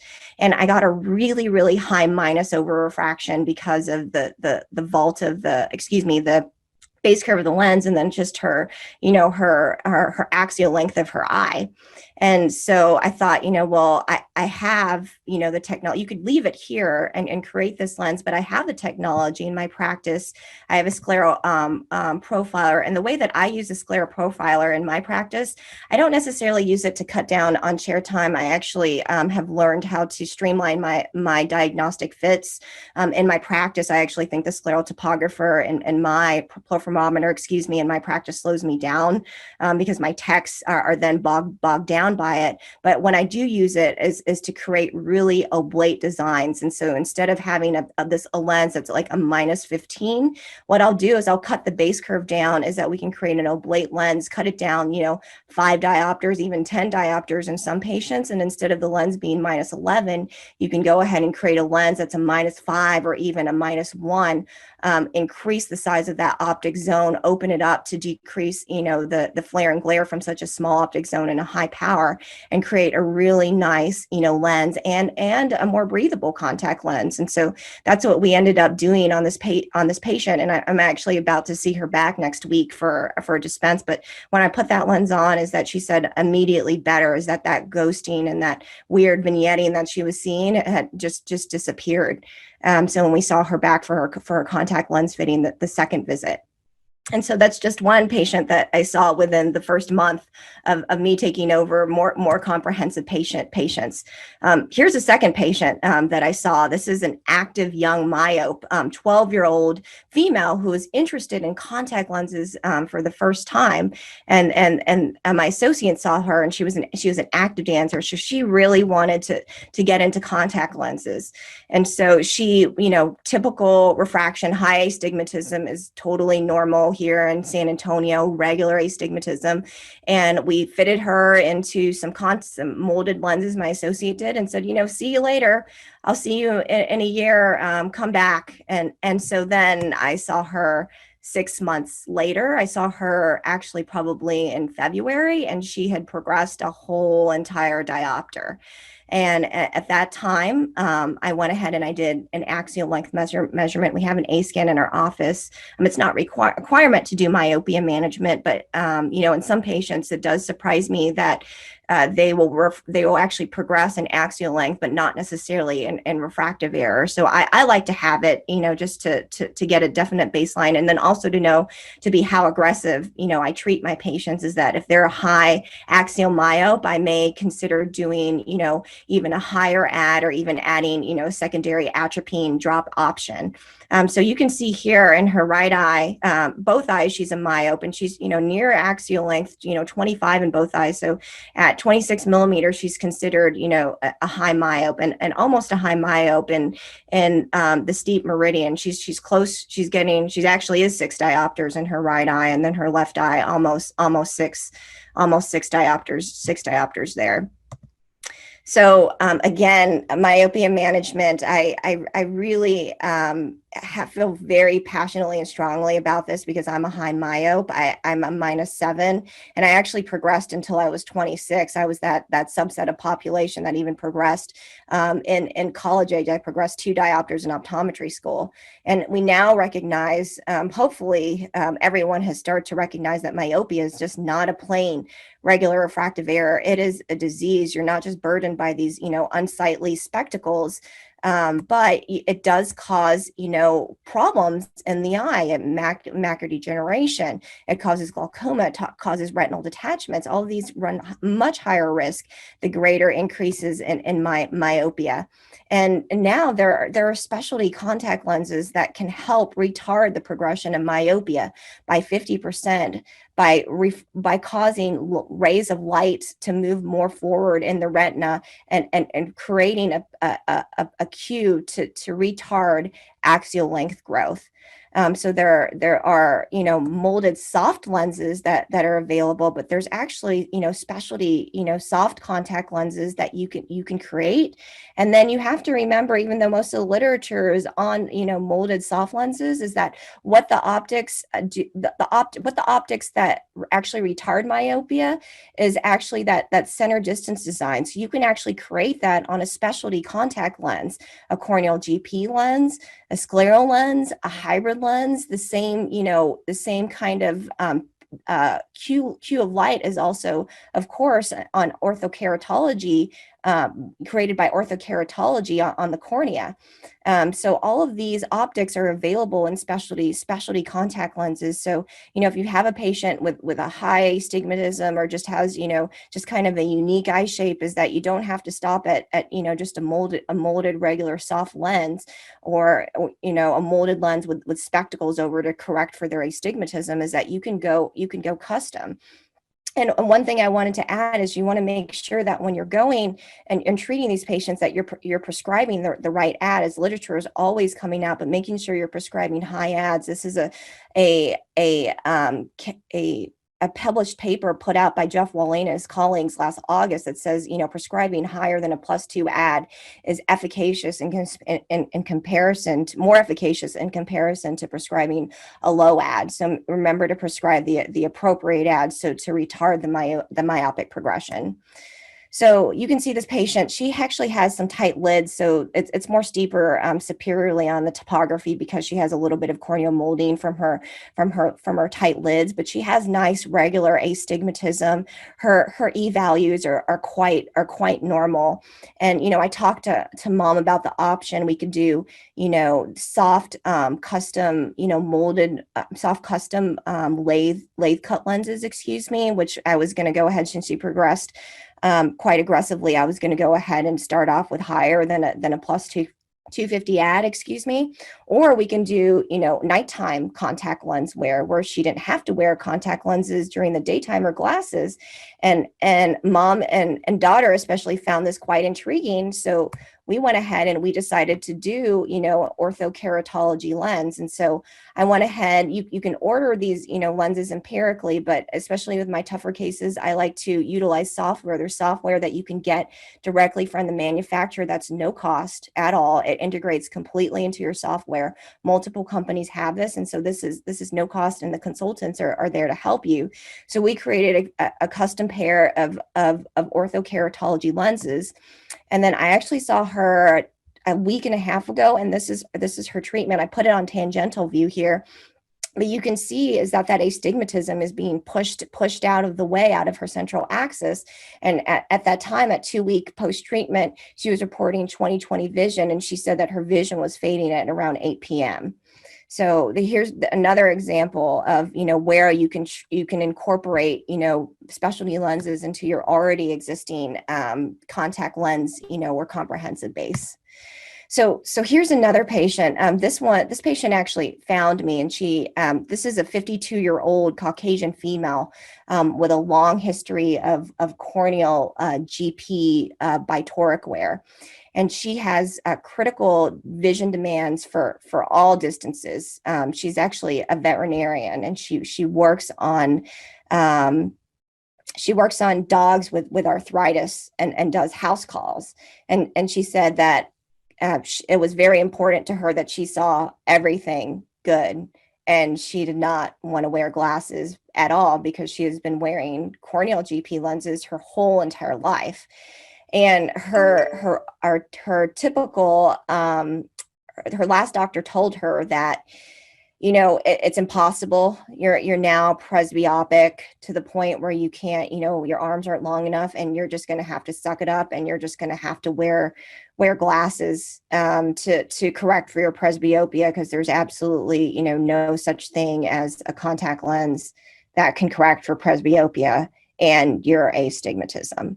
So she's the smart lady that she is that she went on PubMed, and she literally looked up an article and to find out herself whether this was actually true or not. And she found out that it was untrue, that there are hard contact lenses that can correct for astigmatism and for presbyopia. So you have to watch out for this, is that if you have a patient that you know that you're not sure that's a contact lens, or if you're not sure about what you're able to do, but you have an inkling that it might not be true, or you think that the patient can't be helped and you don't know how, you need to be very clear with the patient that you don't know how. I tell patients, if they ask me a question, if I don't know, I tell them, I don't know, but I'm going to find out for you. I'm going to do a literature search. I'm going to call somebody who does know, because what will happen is that they will leave your practice, and then they'll tell an unhappy patient. A happy patient will tell, some, maybe one or two other friends that they're happy, but an unhappy patient's going to tell like 20 or 30 patients never to go to your practice because you are not, you're not competent. So you need to be really careful, is that if you don't know how to manage, patients, is that you make sure that you refer out, or you try to find the answer for them. So that patient left a practice down the street and came to our practice. And so she knew that there was options, and she read them herself, and she told me what her options were. And she said, I want a bifocal contact lens or a trifocal contact lens, because I look at, small things throughout the day. I'm working with, special instruments. My patients are at this kind of odd working distance on the ground, is that I need to have all working distances. And so I want a segmented trifocal. She told me already what she wanted, which, is actually not uncommon with, specialty contact lens patients, is that they'll do a lot of research, and they'll have an idea of already, what is out there. So you have to be prepared, and you have to be knowledgeable if you're going to see this patient base. And so if you look here, taking a look at her refractive error, she does have a whole lot of astigmatism. And this is all normal, San Antonio, normal limbus to limbus, regular astigmatism. And it's approximately, more or less, the same as her refraction, maybe just a little bit of residual. And so what we ended up creating was a CPE, a cylindrical power effect bi-toric lens. And you can do this by, going on a lens calculator online, which is completely no cost, or asking a consultant to create this lens for you. And the front surface, we went ahead and we did a segmented design.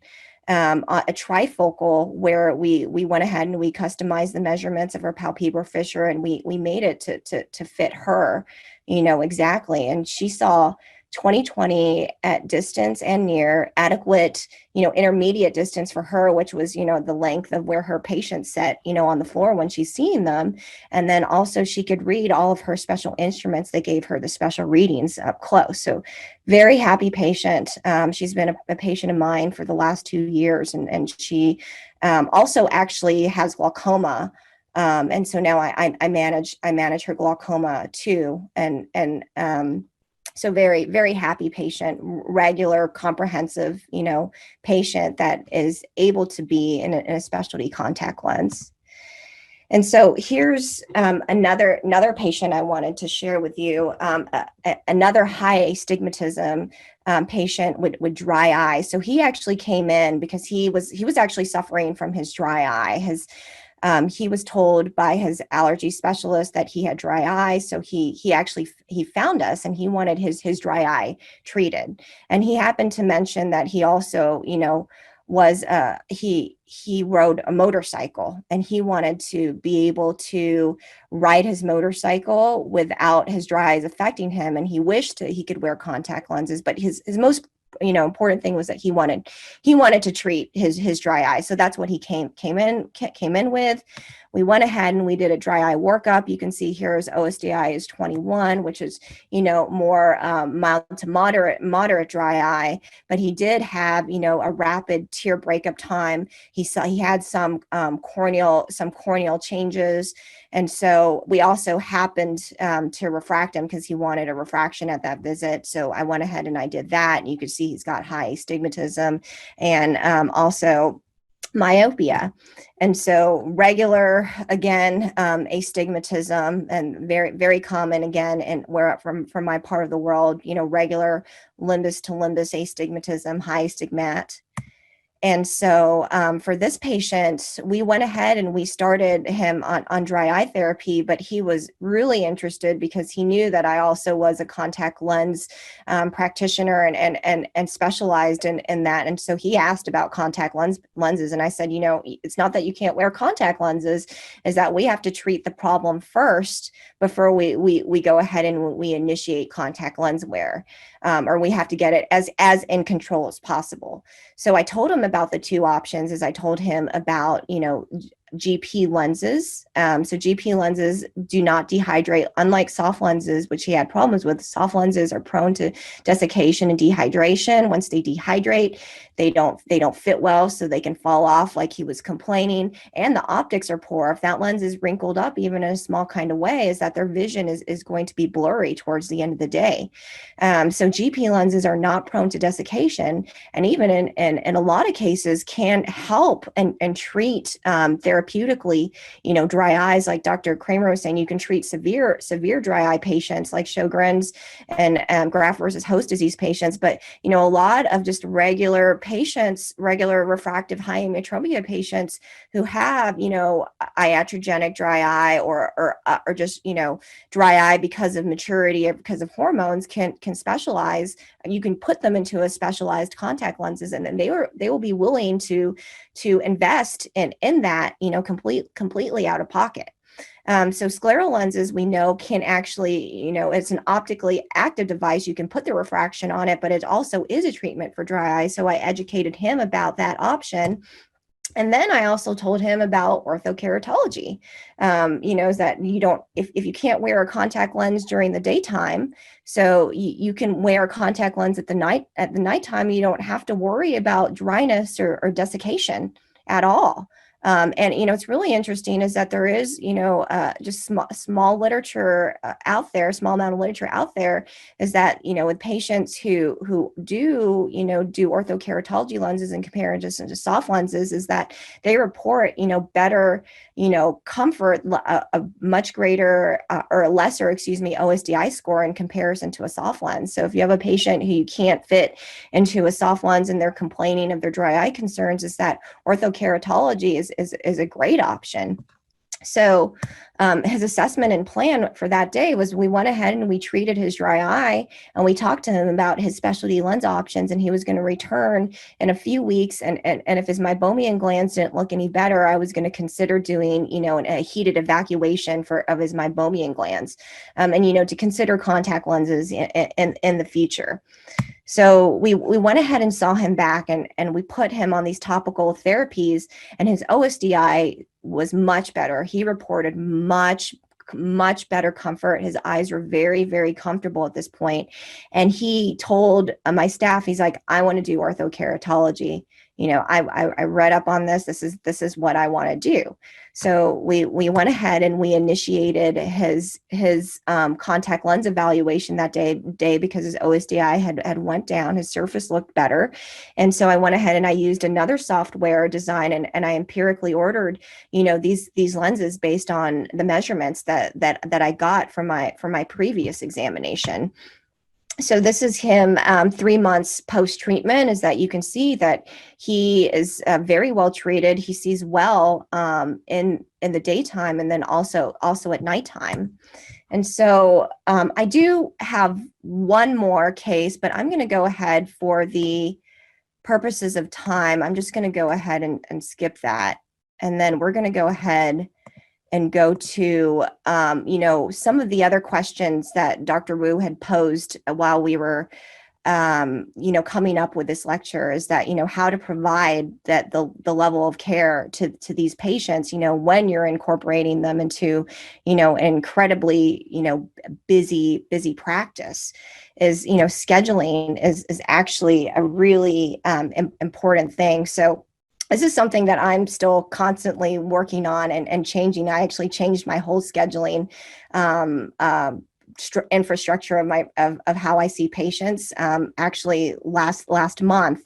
But you want to make sure that efficiency is a key in a really, really, really busy practice, is that you want to make sure that your comprehensive patients are seen, within, they're used to being seen in 20 or 30 minutes or less and getting out of there. So you need to maintain that, but then still provide the level of care to your specialty contact lens patients, which, you need, a lot of times more time than typical. So scheduling is very big key into making this successful and then also, successful with your patient base, happy patient base, but then also, bringing in getting back the investment that you are putting into these patients.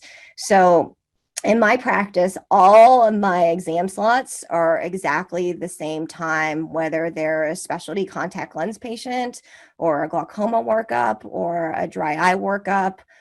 They're all the same. And I've just learned through my practice to get efficient is at first you may need to build some time while you're learning, and you may need to block off larger amounts of time. But I've gotten to the point where I have my staff help me, with a lot of my comprehensive patients and my specialty lens patients. My technicians are not just typical technicians. My technicians know how to run all the instruments. They know how to base even analyze them. They'll tell me already, this patient has, it looks like they're at risk for glaucoma, or they've got large nerves, or there's something, goofy going on with their macular OCT. They know how to look at the scans.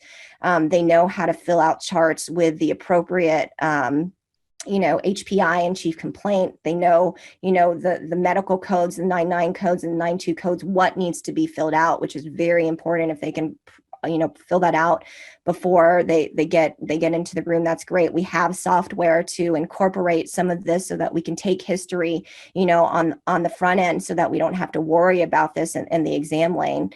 All of my technicians refract. They know how to refract with contact lenses on and without contact lenses, sphere and sill. So I've let that go. And they really help streamline my comprehensive care patients, where I just go in and they're already, either dilated, or they have an Optos done, and I go in and I just bang them out. So if my specialty lens patient, can take up, if they're in a 30-minute slot and I need, 40 minutes for them, then I can utilize that. Is that I'll take advantage of, that they can help me see, these patients. So a lot of our specialty lens patients, we've already mentioned, like Dr. Wu was saying, is that she's seen, macular holes. It's not uncommon that our specialty lens patients have multiple problems. They have dry eye, they have glaucoma, and I will tell them, look, we need to do these on other visits. Your insurance, or what we're billing today, or I only have time in my time slot to do your medical contact lenses today, and that is all we're going to do. I'm not going to refract you for glasses today. We're just going to do your medical contact lenses. We're going to do your glaucoma evaluation later. I'm going to refer you to my associate, where she's going to do your dry eye workup. So I make sure that our exams are completely oriented towards a problem, because really quickly, if you start addressing too many things, and you want to, because these patients need help, it could be a really big time suck. So you need to make sure that you are, at least I think that if you can address the one problem at a time instead of trying to do everything. And I've learned from my mistakes. I used to do this, which used to increase my chair time dramatically, is that you need to make sure that you're seeing everyone efficiently, because it makes the patient happy. It makes you happy because you get a lunch, and you get to get home on time, and your technicians and your staff are happy because they get lunch and they get home on time. So other pearls of efficiency, we've already talked about technology. It's nice to have this technology if you have it, but you don't necessarily need it. I do not use a lot of technology on my scleral lens fittings. I actually do I like to do most of my fittings diagnostically, and I only do an OCT because I believe that it is standard of care, and I am audited a lot because I have high volume medical contact lenses, and I feel like that it shows that we're putting in a whole lot more work if I do these special tests. But a lot of times I was taught, 10 years ago to fit scleral lenses. We didn't have that technology. So and once you get really good, is that your diagnostic fitting is actually much faster than technology, because you're not bogging down a tech who could see another patient and get them off your schedule. If you can do as much information intake in the beginning, is that get previous exam charts from doctors so that you know what the patient is coming in for. And some of these patients also, a lot of time will be taken up because they're asking you about pricing of things. Is that if you have all the information on the intake, then you can go ahead and have somebody talk to them about their financial commitment, and then that will be done. You don't have to worry about that. And then also pulling all of your insurances ahead of time, because what you don't want is you don't want to start something and then all of a sudden find out that they don't have insurance coverage, which I've done before. So just making sure that everything is available to you on the intake. So that's it. With my presentation. If you build it they will come. This is Field of Dreams. I honestly believe that if you love it, you put passion to it, and you want to make it work, I promise you it will happen. Well, thanks, Dr. Fregroso. That was such an amazing presentation. I loved all the case reports. I just really think it goes to show that you can incorporate specialty lenses into a regular private practice. I mean, that's what you've done and you continue to do. And I think anybody listening that has a passion for it, just like Dr. Fregroso has said, you know, if you build it, they will come. So as we get to the next presenter, I have a few questions I'd like to ask you, Dr. Fregroso, if you don't mind. The first question is, can you repeat what you said about orthokeratology related to dry eye? Yes, yeah. So you can fit orthokeratology on patients who don't do well in soft lenses. So I have a subset of patients where they have tried soft lenses and they just can't wear them because of discomfort. And so there are actual articles that show that, you know, putting patients in, you know, orthokeratology lenses, they'll be able to see well uncorrected during the daytime, and they don't have to worry about, you know, the dry eye symptoms from contact lenses. Contact lenses, let's face it, soft lenses cause iatrogenic dry eye. You know, it's well known in the literatures that they can contribute to meibomian gland dysfunction. So taking them out of daytime lens wear, you know, will help, a lot of times help with their concerns. And, you know, that particular paper actually showed an increase in goblet cell function. So which I thought was interesting, is that it may even help dry eye, ? It definitely takes iatrogenic dry eye from daytime contact lens wear out of the equation. Definitely. That's an incredible pearl. And I think it's something that a lot of people don't know about.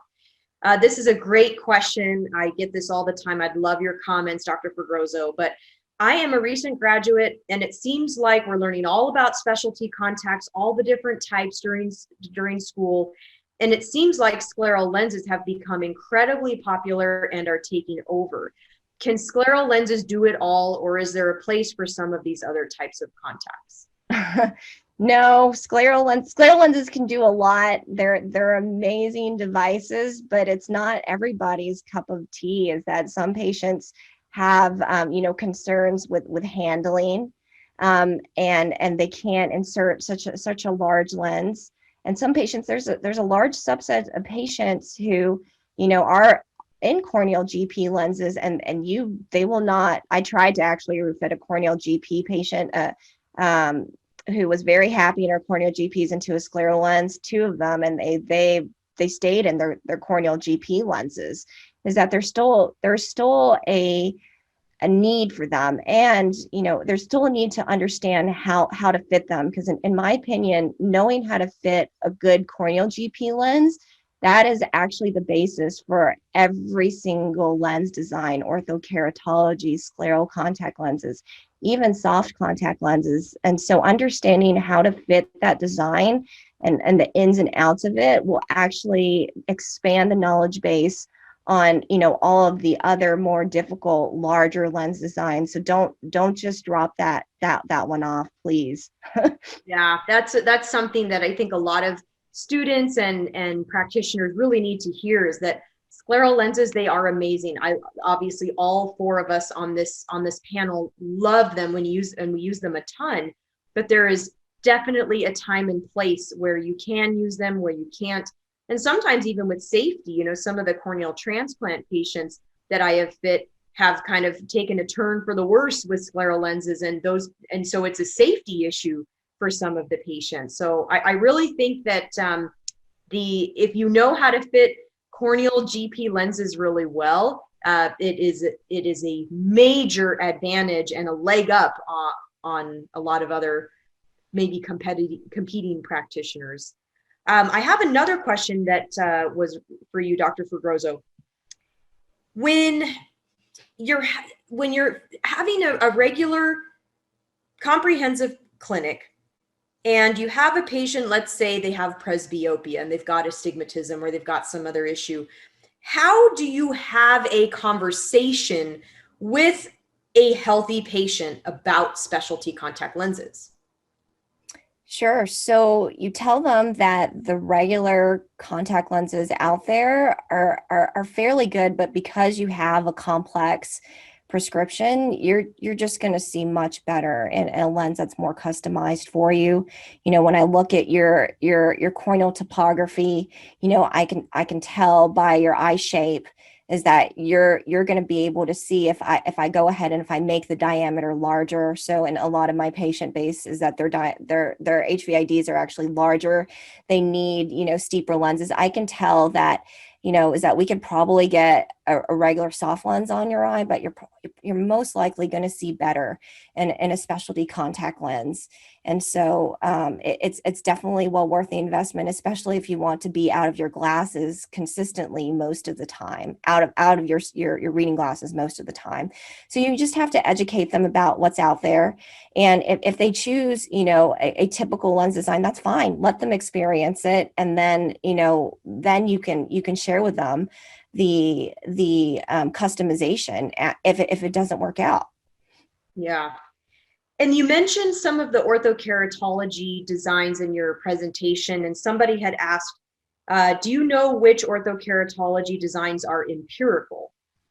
So all of them, you can actually send your topographies and your spectacle prescription. If you don't have you should, okay, let me back up. If you don't have a topography, you should not be fitting orthokeratology lenses, but they go off of Ks and they go off of refraction, but to follow to make sure the treatment is going the correct way, and that to troubleshoot, you have to have a topography. So you can order baseline lenses off of Ks and refraction, but you need a topography in order to follow the patient. So all the lenses are actually empirically ordered.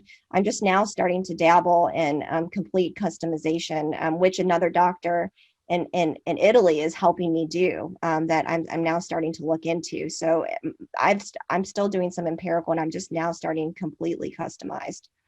That's incredible. I know the technology. I mean, I remember when I was a resident, when we did our residency, and I remember we had that giant fitting set of the diagnostic lenses for Ortho K. And I was like, okay, using the little calculator, figuring out which lens to put on. And if it didn't fit perfectly, now what do we do? And now it's like that used to kind of be the gold standard, was using these fitting sets in the office. And now it seems like almost all of the companies have some sort of empirical design. I mean, it's just within just like 10 years of the advances in technology. So one last question for you before we move on to the third section of our series.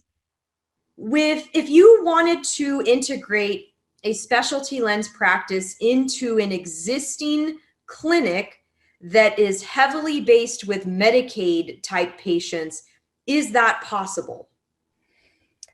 So I would say anything is possible if you put your mind to it. Is that it is challenging because Medicaid does not cover any specialty lenses or any contact lenses at all.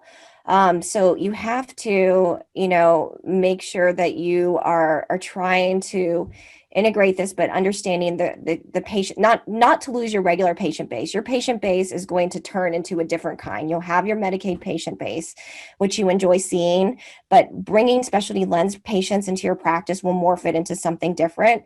Well, you'll start to see other plans where you'll find the need to accept other medical plans and other vision plans in order to accommodate your patient base. So I still see my comprehensive patient base. There's still that large population of glaucoma patients that the last doctor left behind, the legacy, and I still see them.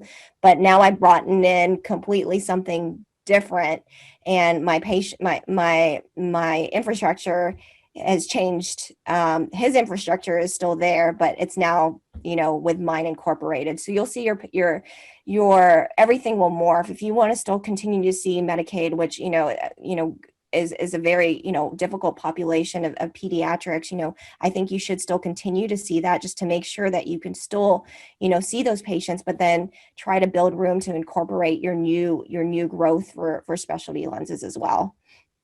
Great. Well, thank you, Dr. Fregoso, for all of your insights. Such an amazing amazing story that you have. I love learning from you, and the fact that you are one of the very few that went out into practice and then said, no, I'm going back. I'm doing a residency because this is something I love. That's truly inspiring. So thank you for sharing your story. We've got other questions for you, and I hope that you'll stick around at the end for a few other questions from the audience. All right, so it is our last part of this amazing series on building a specialty lens practice. I'm super excited to be here with Dr. Katie Morrison, and Katie and I have actually been on this journey together, and we were connected kind of at around the same time that we had this idea of starting this kind of cash model clinic, basically focusing on specialty lenses, and it's been really such a pleasure just being able to bounce ideas off of you, Dr. Morrison, and just kind of going down this path together and having somebody that we can chat with. So it's been awesome, and I just wanted to let the audience know a little bit more about you. So Dr. Morrison graduated from the New England College of Optometry in Boston. And then she completed a cornea and contact lens residency at SUNY College of Optometry, and that is in New York City. She is a fellow of the American Academy of Optometry and a fellow of the Scleral Lens Society. She is a frequent lecturer, writer, and industry consultant in a variety of topics, of course, many of them with specialty lenses. And then prior to starting her clinic in Arizona, she actually worked in the cornea department of New York Eye and Ear in Manhattan, which specialized in corneal diseases and complications. And Dr. Morrison has such an incredible story of how she moved from New York and wanted to start this kind of cash model clinic in Scottsdale. And like I said, we've been kind of on this journey together, and it's been really, really fun just learning from you. You're about to have a baby. That just goes to show how committed you are to this industry and just to getting this information to our colleagues. It means so much to me that you would join us today and share your story. So thank you so much, Dr. Morrison, and super excited to learn from you. All right, thanks, Dr. Wu. Thank you, everyone, for tuning in. I see that we have about 275 people, which is awesome. I'm so excited. Yes, Dr. Wu and I started our practices around the same time. I actually moved out to Arizona from New York, had every intention of kind of joining a practice and then starting up my own practice a little bit later when I knew the area, the doctors better. But just, I found that there wasn't as many people as I thought doing this, and a lot of the practices didn't want to do specialty lenses. And so I just ended up opening a practice on my own, and it's been going really well. It's awesome. Get to see exactly the cool cases that I've always loved to see. And I'm really happy that I get to talk with you about, how do you implement all these things you've heard today? You're doing specialty lenses in your practice. You've gotten everything done in terms of equipment, etc. But how do you actually train your staff and get your practice up and running to take care of these patients? All right. And then, yeah, feel free to ask questions. We'll try to get to as many as possible at the end. And then, we, all of us on this panel really love talking about specialty lenses. And we also love talking about, I think the business side of things is really interesting. If you're running a clinic, if you're in a clinic and you're trying to start something new, we've tried a lot by talking to each other, and then a lot by trial and error. And we're still learning every year. We drop things, we do things differently. So, this is how I got my staff and myself just organized in order to implement specialty lenses for patients. So the objectives of today are basically, how do you train your staff and yourself to really communicate what you're doing in terms of specialty contact lenses? What verbiage and terminology can you use in order to communicate value to your patients?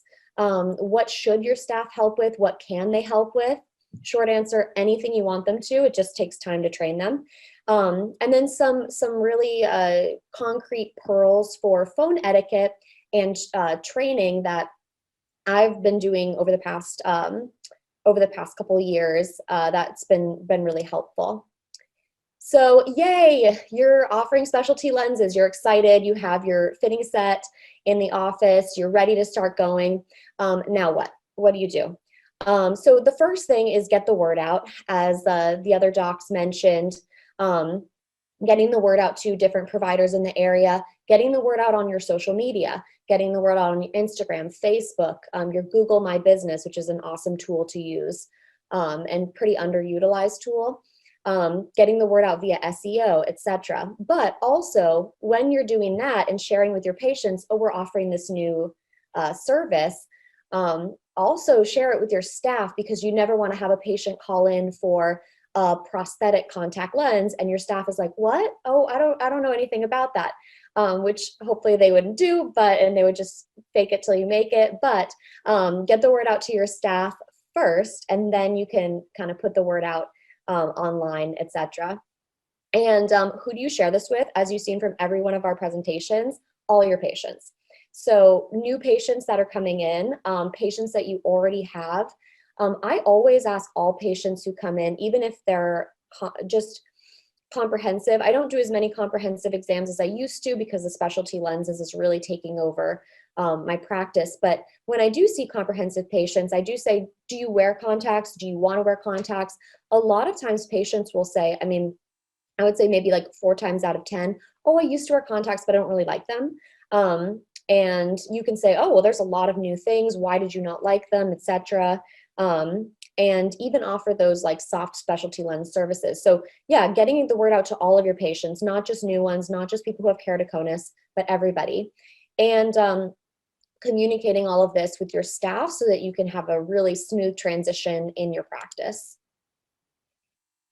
Staff is really, really important to the success of your practice.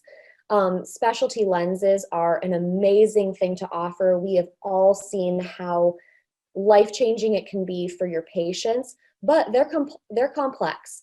Knowing about the different facets of the lens, what's the difference between a GP and a scleral? What do patients who are coming in for pediatric aphakic contact lenses, what are they looking for? What do they need? What type of exam? How long does it take? These patients are going to, take more time, more energy, more just more of your mental energy as well. And so to have your staff be able to schedule appropriately, that's really, important. At my practice, because Stephanie and I have a similar practice, we each, I think, a lot about an hour for an exam, and that's been really helpful for specialty patients. But for my consultations for a first-time patient, just because we talked so much, I do an hour and a half. If you run a really busy practice already and you're implementing specialty lenses, that's not for you. But having the availability to say, like Dr. Fregoso was saying, we're going to do this today, and then we're going to have you back for XYZ. And having your staff be able to implement that and discuss that with the patient. So, this is what you're going to be seen for today. We might need to do a little bit of extra, something extra in the future, but we'll talk about that when you come in for your consultation.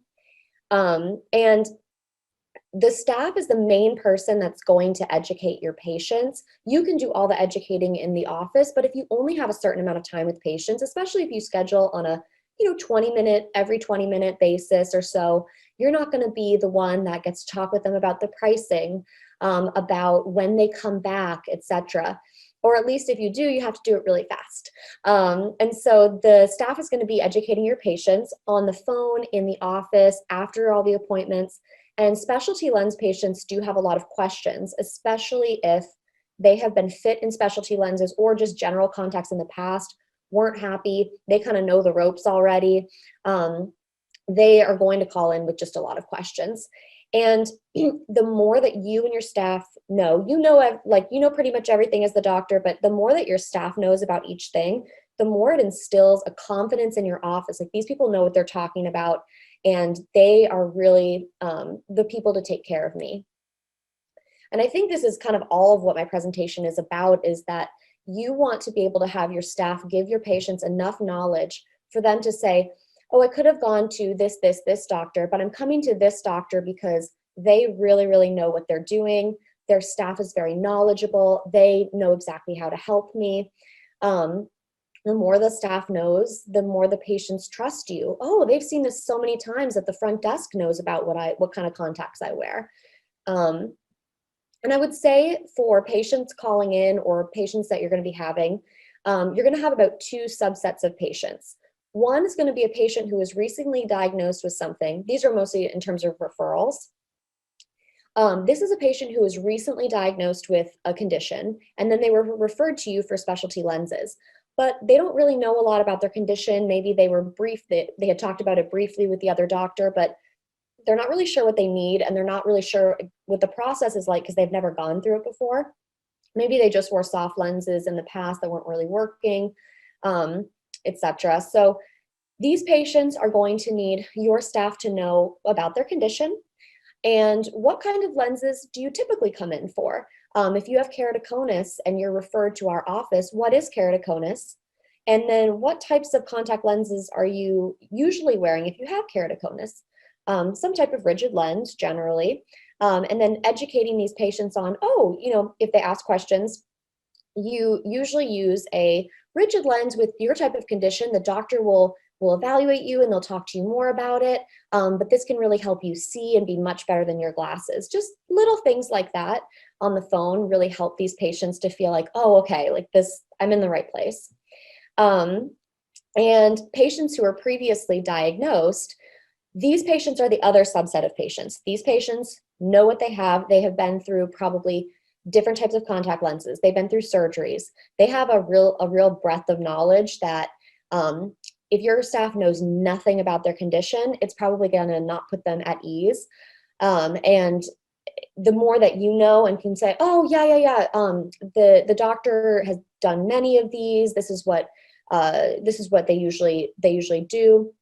An example is that we have some different types of scleral lenses that are offered in our office, scan, profilometry-based scleral lenses, and then we offer a mold or impression-based scleral lens.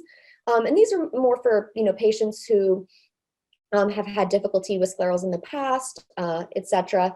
And so sometimes when patients call in, they're like, I wear sclerals, I'm not happy with the fit, my eyes red, I can't seem to get rid of it.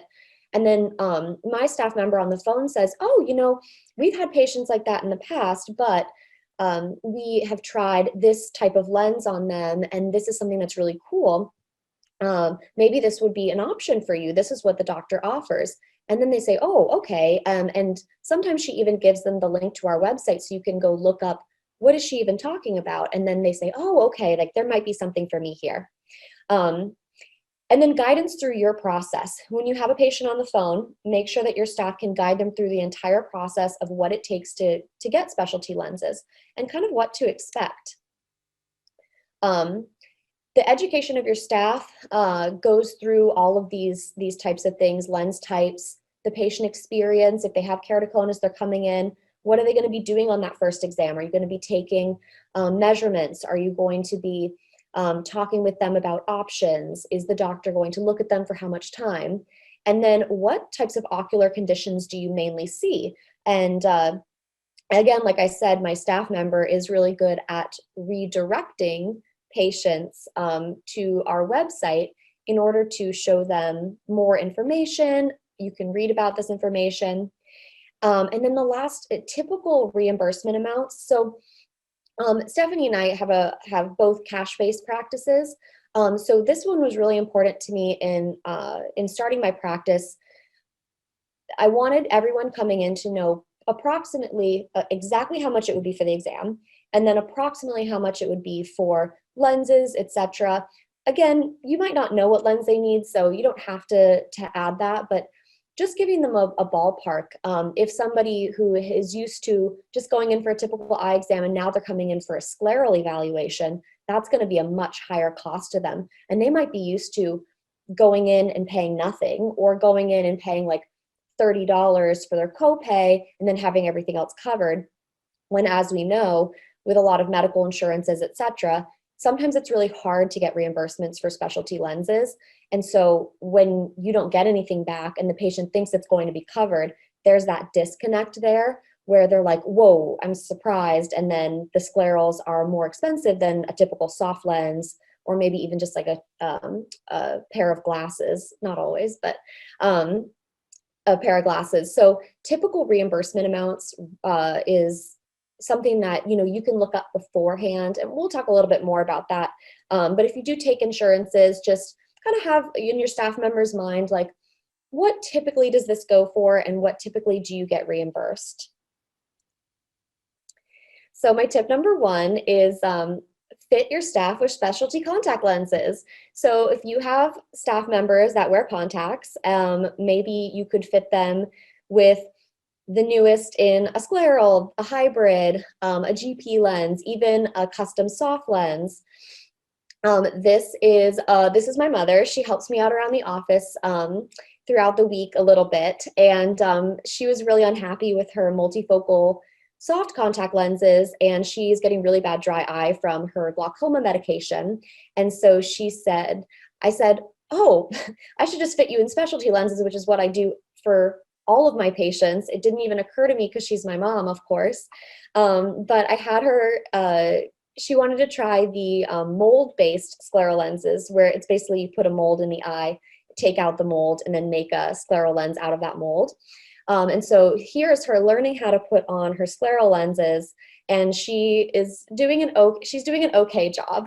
And she's a really tough patient. She has a lot of expectations for me. So hopefully this will be great. But when you fit your staff with specialty lenses, then when somebody calls in, or when somebody's at the front desk saying, oh, wow, the doctor just got me to 20/20 with a specialty lens, I'm so excited. Then your staff member sitting up at the front can say, oh, you know what? I actually wear those too. For patients who have a lot of complicated eye problems, to hear that somebody who doesn't have eye problems is also wearing the same type of lens, I think it makes it a little less daunting for them. Like, oh, I have to have this special lens. And you're like, oh, I'm wearing it too, and it's amazing. I wear sclerals myself because of my dry eye, and that's something that I always share with patients. So fit yourself too if you are interested. I think it's really kind of soothing to patients sometimes to hear that I've been wearing sclerals for forever. It's really fixed my dry eye, especially since I'm really bad with eye drops and warm compresses and all that other stuff. I'm a pretty bad patient, so this is really great for me. And I've had the same pair for like 6 years, which I should probably get rid of. But I think it's also helpful for them to hear, oh, the doctor's had her pair for this, this amount of time. Maybe this is something that I'm investing in. And I'm not going to have to switch it out every 6 months. So my tip number 2 is create a specialty contact lens manual for your staff. So this is going to just really jump your staff and get them ready to take care of these problems. And the word manual, I think, is very scary because you think of an employee manual that you have to make, and it's like 40 pages and it's really boring. And you don't have time as a business owner. You just don't have time to do this stuff sometimes. So I'll go through what mine says, but this was pretty much something that I created when I was really quickly hiring somebody. I created it in like 2 days, maybe 1 to 2 days. And I pretty much just word vomit it onto a paper. These are the things that I'm offering. This is like how my office runs. And then over the years, I've been refining it. And so the things that you should include: examples, explanations of your lens offering. So what's a scleral, what's a GP, what's a hybrid, what's a prosthetic, and then common conditions that your staff will hear about. So, what's keratoconus, what is a radial keratotomy, what's a transplant, and what lenses do those people typically wear? Or even just like astigmatism, like what are the different options for astigmatism? You can have a contact lens with multifocal now, and you can have a specialty soft lens. And then how are patients going to benefit from these lenses? So you can share some of the things like, these lenses work better than soft lenses because you can achieve better vision, etc. You can treat dry eye. And then again, putting this in your manual, the approximate cost, and then what to expect for each of these lenses. So what does the appointment time look like? What does that slot look like as well? And I would give this to all of your staff members. I wouldn't just save this for your front desk staff or the people answering the phones, but give it to your billing department so that when someone calls in with a billing question, you know, they already know what they're talking about. And then have them read this manual and on their own. And then after they've read the manual, I would have a meeting with everybody to go over what types of you know, this is what we're implementing in our office. This is what you've been reading on the manual.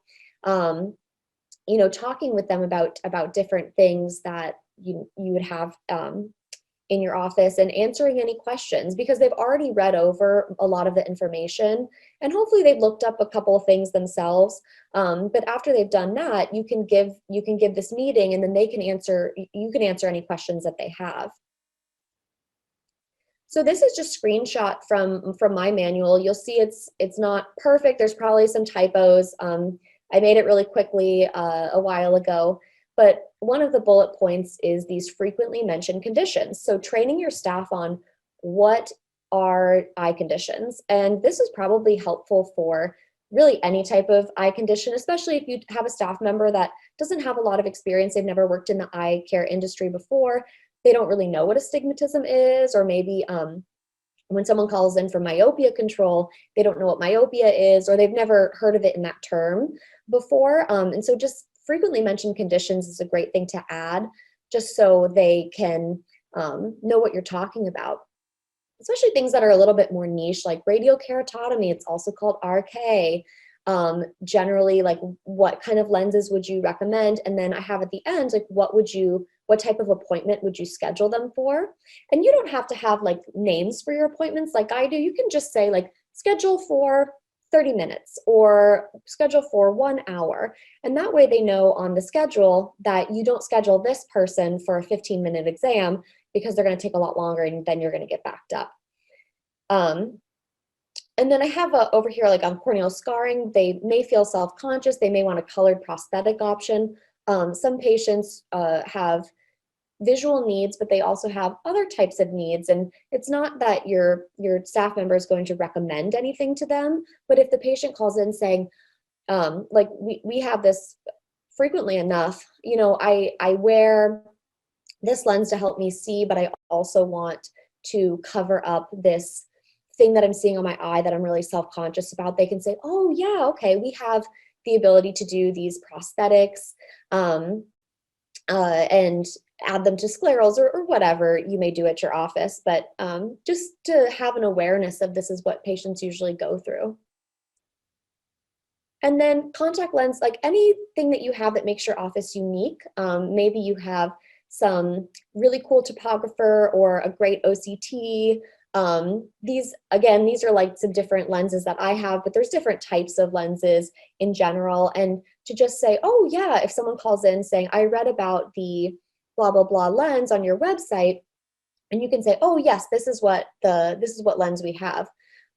Especially with the first one, for an example, this is the Wave software, which some practitioners use. And then when you have Wave, you get these like files for patients on their lenses. And so sometimes we'll have patients call in saying, oh, I wear a Wave lens. And so you have to have that file. And so you'd have to have that technology to do it. So, you know, it's just some things that your staff can kind of know about. Not that they really would do anything with this except for have that knowledge in case a patient calls in, they can say, oh yeah, I've heard about that. I put down, this is probably the most important. So if you're not going to do anything right now, just put down what types of contact lenses that you offer. And then, you know, I just wrote a lot about what the lenses are. What do they do? They're a large, like a scleral lens is a large, hard lens. You fill it up with saline. It's really comfortable. You can customize it. How often do the patients come back? How much are they paying for? So for 3 month, like, you know, usually with the lens, specialty lens, we'll have like a 90-day fitting process, follow-ups, etc. And pair of lenses. I mean, again, just approximate pricing, which patients would go through. Or if a patient has like a specific insurance that they're going to be using, you can say, oh, this is like the typical fees, and then your insurance usually covers this amount. Nothing is guaranteed, of course, always want to say that, but just something that it's usually you can see this type of reimbursement, etc.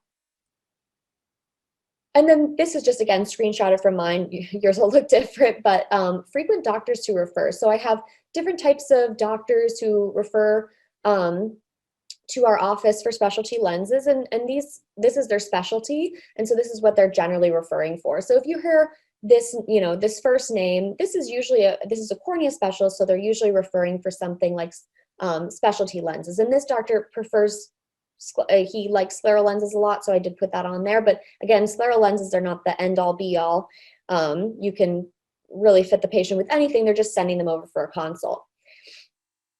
And so, and then what type of lens would they be fit for? I think I saw a question I think I saw a question that someone had asked about when somebody's referring over for you to you. Some doctors are requiring that they have a full, like say I would like have a full exam with me in order to fit them with lenses.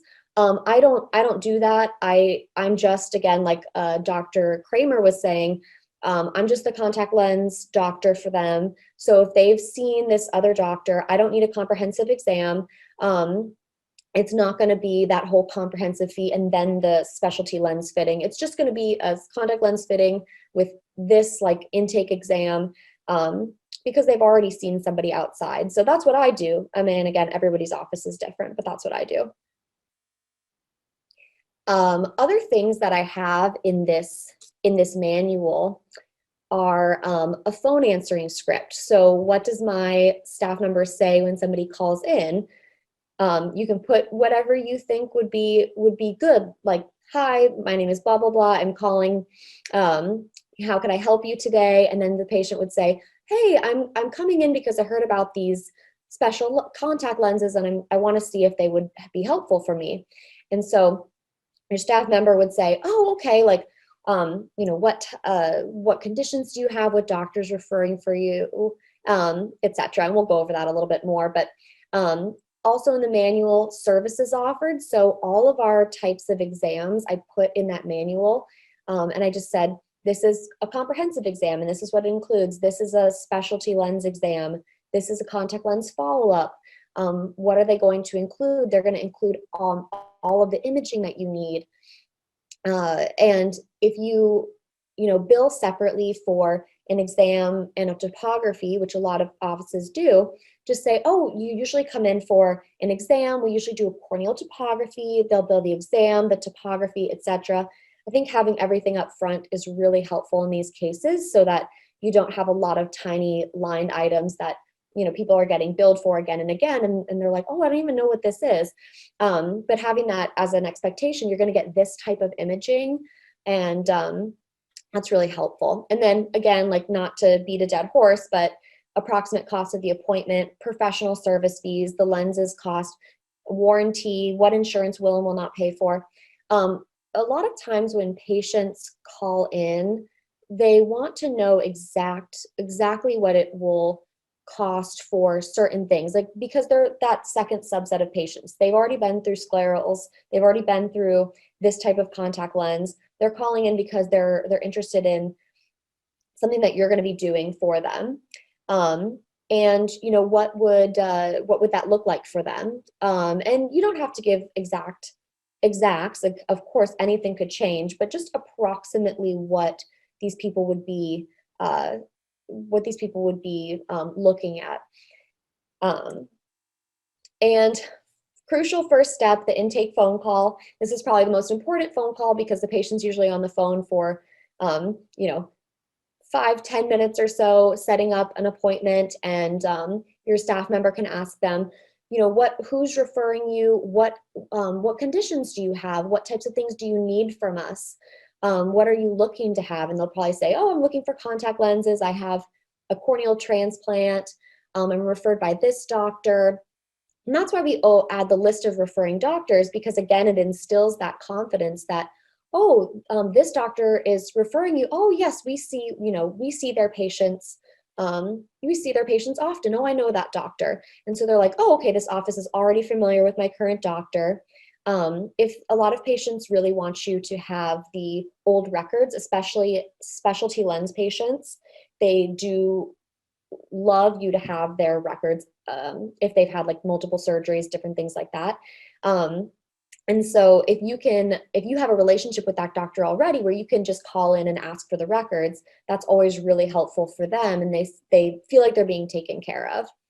And then the history, having your staff getting the history of a specialty lens patient on the phone call is really great, because then you can kind of rule out a lot of different things. So say a patient's been through 3 types of lenses, and then they mention those lenses to you, and they're saying, I'm looking for this type of lens, or I don't know what's going to help me after this point, but these are the types of lenses that I wear. Then you can say to yourself, oh, okay, they've already tried this lens and hated it. I'm not even going to offer it to them, or I'm just going to briefly mention it as an option, but they don't want it already, so we're not going to go through that, and it'll just save you some time in the office.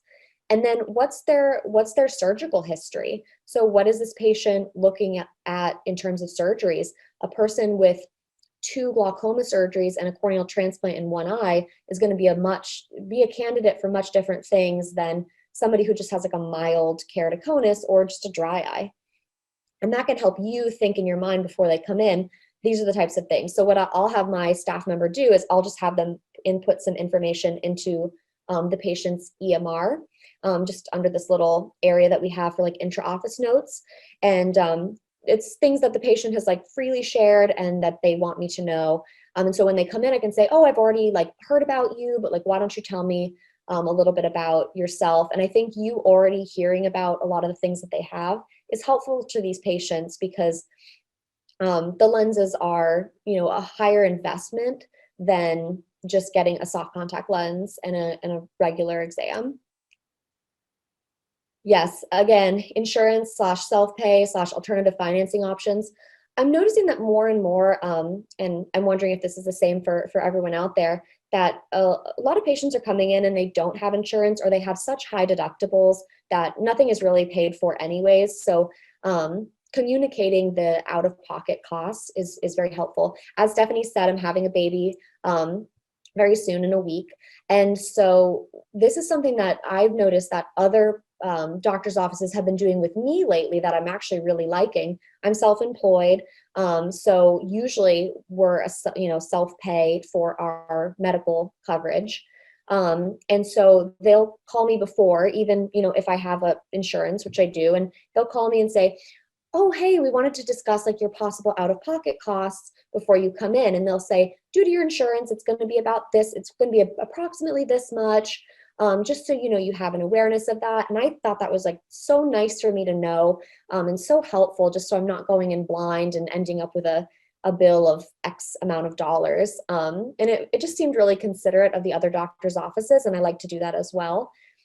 And again, a lot of these patients who don't even have insurance or have such a high deductible that it doesn't really make a difference to them, then a financing option is really great to communicate with them if they do have that. Maybe they're worried about paying for something in your office, and you offer some sort of financing. I offer in my office care credit, and I also offer, like, we did like a little in-house financing program, which you can do on your own and make up whatever works for you. But that's been really helpful, because some of these patients, I had a patient who just recently lost his job, but he really wanted these scleral lenses, and he was denied from care credit because he doesn't have a job, I'm assuming. And so what I did was we set him up with the in-house financing.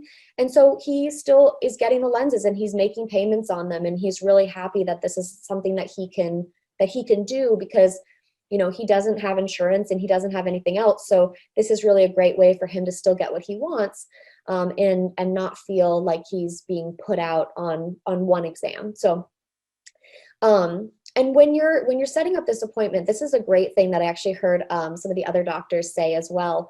But I'm always here to help the patient, and as we all are as doctors, So if my staff member's on the phone with the patient, and specifically for my office, if they're concerned about, oh, I really did want to use my insurance, we give them all the information about our office, what they would expect if they come in. And then if they say, I really want to see if I can use my insurance, then we always refer them to doctors in the area that do accept insurance, or maybe, it doesn't feel like that patient's going to be a good fit for your office. You can always refer them to another doctor. Oh, I know these doctors, they're good. They also do specialty lenses. Maybe they can help you out. And then I always add, just like, we're always here for you if you need anything different. We're always here for you, but try out these doctors and let us know how it goes, because we really want them to be successful. This is something that's been discussed, verbiage, over the last, few years, but always, it's pretty much been discussed always, about when your staff member's on the phone or you're using it in your office, do you call things do you use certain words because it's going to communicate value better? So fitting fee has been something that's been discussed for a really long time, that we shouldn't call it a fitting fee. It doesn't sound like all the time and effort and everything that you put into your practice. It should just like fit a contact lens. It just doesn't sound as good. But some people think it sounds fine. So really this stuff is all up to you. I like the term professional service fee, especially with specialty lenses, because it does incorporate like a good amount of time, your initial intake exam, generally 3 months of follow-ups. Again, it kind of depends on how your business is run, but professional service fee really communicates to the patient that like that's them paying for your professional opinion and your time.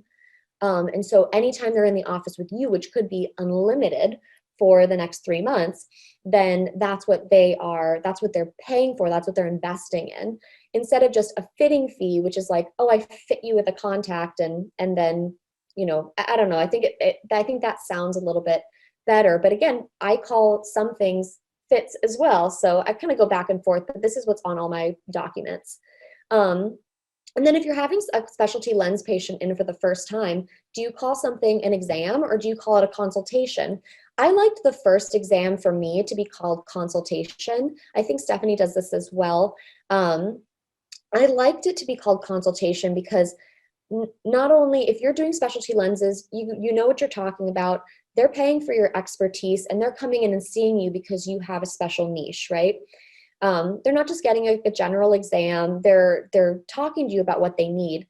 And sometimes patients don't really know what's out there. And so they'll come in and see you and they won't necessarily even go through with any lenses. They'll just, see what your opinion is and then go from there.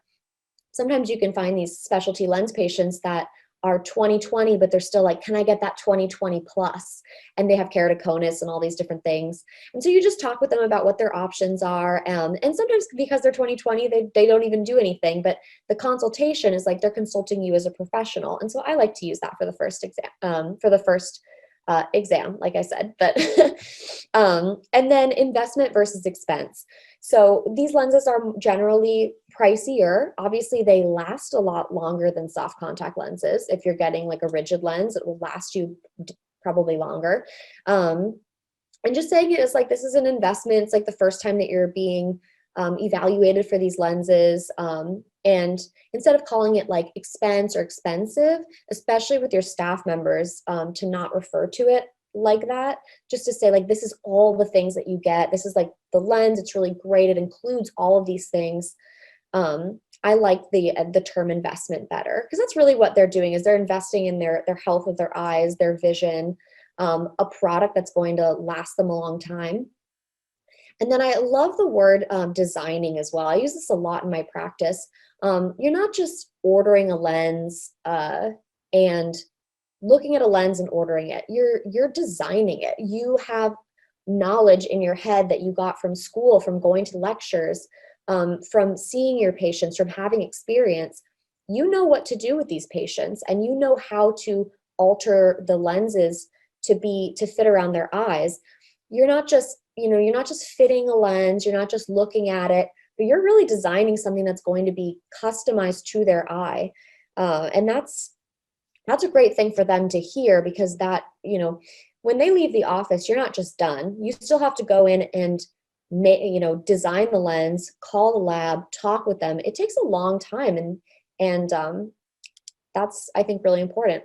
And then communicating the value to these patients by using this verbiage, and also communicating the value to your staff members of, this is a more, this is more of an like, say you're getting a scleral lens, it's more of an investment, but look at all the great stuff it can do.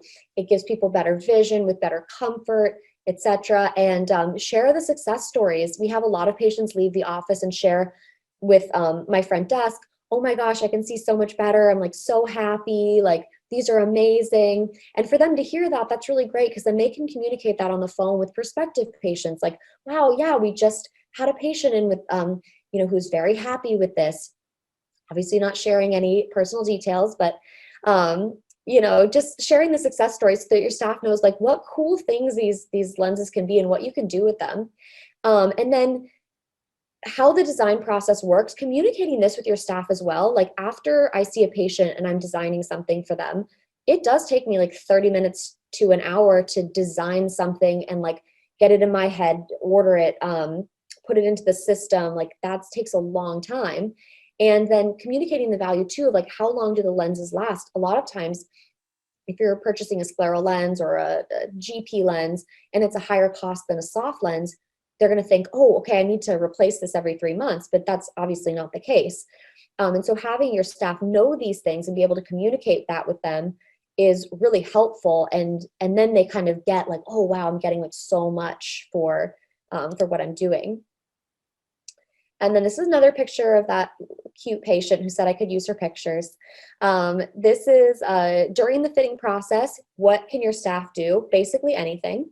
Anything that you want them to do. So if you have a technician that works up your patients, that gets imaging for you, they can do all of that. Inserting lenses, the most important, or the best that's going to help you is the insertion removal training. So that's like the number one I would recommend to start doing or training your staff in, because that takes up so much of your time. And I'm sure that not a lot of doctors with larger practices are doing the insertion removal training themselves, but when you introduce something new like this, you're gonna have to retrain your staff. So that's the first thing that I would do. But your staff can really do anything. So say they have a patient in and they image them and they say, oh, this looks like, the patient said they had keratoconus, this looks like keratoconus. They can also choose which lens to use on them. Like, maybe you said, this patient, I think they're gonna need sclerals, or I think they're going to need a GP, and then having a sticky note on your machine to say, okay, HVID between this and this is the diameter of lens you use, or if the Ks are this, you choose a lens with this, and then they can pop those on the eyes for you. Again, this is going to take a lot of training for your staff, but if you have a system that you use in order to choose the first lens that you put on, then you can just put a little sticky note on your machine, and then the staff member can just look at it, choose a lens, put it on, and then you can get all that data. And even if you are the one that picks out the first lens, which sometimes doctors like to do, especially since you never know what you're going to want to use, and sometimes you talk to the patient first about the different options. But imaging with the lenses on is something that a lot of staff members do, and this next slide is going to show you what I think is going to save you a lot of time. So this is what I use in my office. This is a scleral lens design form. And this is basically to just save you some time. So, okay, you have an OCT, and you want your staff member to go and take the patient with the lenses with an OCT. Doesn't matter what type of lens they are, but mostly you're going to be using it for scleral. So that's just why I put this here. Again, I don't always do sclerals, but that's just kind of what's on top of mind. But you're going to look at the lenses are going to be on the patient. You're going to do an assessment. You're going to say, okay, these are the areas that I think are concerning. Edge, like this one, I put edge, and then this one, I just circled it and put close. So the lens is riding close to the eye. So that staff member is going to take that piece of paper and they're going to image those two areas, and then they're going to give those images back to you. Saves a lot of time instead of having the staff member go in the back and image everything, image the central clearance, image the superior, the inferior. Just instead of doing everything, it's going to save you time. And I mean, if you're evaluating them in your slit lamp, what's the difference between 300 microns of clearance and 250? Like, if you know that it's good, you don't really need to image that. You can kind of just ballpark that. It's not going to make a huge difference in terms of your fitting. And after the exam, the handoff is a great way to, again, communicate a lot of value to your patients and really take care of them and make sure that they feel taken care of. So when they come out, hopefully their vision will have improved a little bit, and they'll be like, wow, my vision improved. This is really cool. Like, what do I do next? So having your staff member be able to say, oh, you were fit with lenses. Usually our next steps are, we're going to order a lens for you. You're going to come back in 3 weeks. Or like, we're going to bill your insurance. Once they get back to us, then we're going to order the lens, and then we'll schedule you for like 6 weeks from today, and then we'll be in contact with you, kind of whatever your office does. And then ways to take payment, scheduling the next appointment, and then what should they expect in terms of if they're doing the financing option, when do you have them back, when do you order lenses, versus the insurance timeline. When does insurance usually get back to us? Or do you order them lenses that day and bill insurance that same day, and then it's all taken care of? And sometimes patients need time to decide with specialty lenses because they are a bigger investment of like, do I want to go with a GP or do I want to go with a hybrid lens? I don't know. I've tried both on at the exam, and I'm going to think about it and just decide kind of which one's for me, because the GP is a little bit less expensive, but I could feel it under my upper lid, and just maybe they're thinking things to themselves and they're not ready, and that's totally fine. We encourage you to think about what option you want, and just having a timeline. We always say to our patients who are deciding on what they want to do, oh, we're going to have our receptionist is going to reach out to you in about a week just to see like where you're at, just to kind of make sure we don't miss out any questions. And then they'll call in a week and then say, oh, hey, like, did you decide on, like, do you want to do anything? You want to move forward with like a certain lens? And then that way you can they make sure that they feel like they're taken care of, but they also feel like you're still on the ball with their treatment. And that's, I think they feel really nice about doing that. Sometimes if it's a patient who is going through the specialty lens process too, and I have specific questions I needed to ask, I'll just write them in my staff and I share a Google Calendar. And so I'll write them in the Google Calendar, and I'll just put like, on this day, I just put like follow up with this like patient initials. And they kind of know who I'm talking about, so they can just give them a quick call. And that's nice for helping to schedule. And then paperwork to help the business run smoothly. Having as many things written out as possible is the #1 piece of advice that I could give a practice, especially a busy practice, trying to introduce specialty lenses and have it be successful.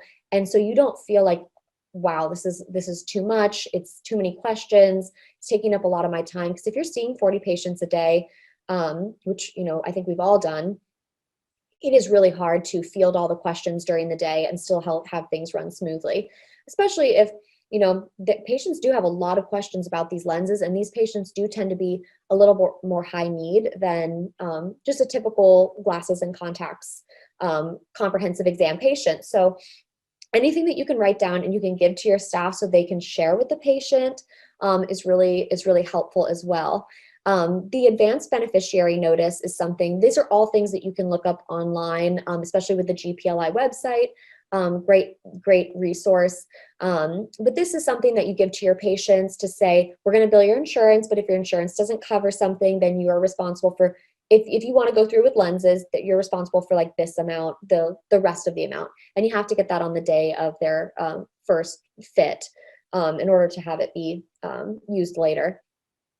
At least that's how it was done when I was doing it. So I don't think anything's changed, but the specialty contact lens agreement is great and something that everybody should definitely have. This is probably like one of the most important, if not the most important piece of paper that you'll have in your office. I'll go through it and on the next slide. And then payment options. oh, I thought I had my little sheet with me here. Payment options is great because sometimes patients come out and they're like, oh, how do I, what do I do next?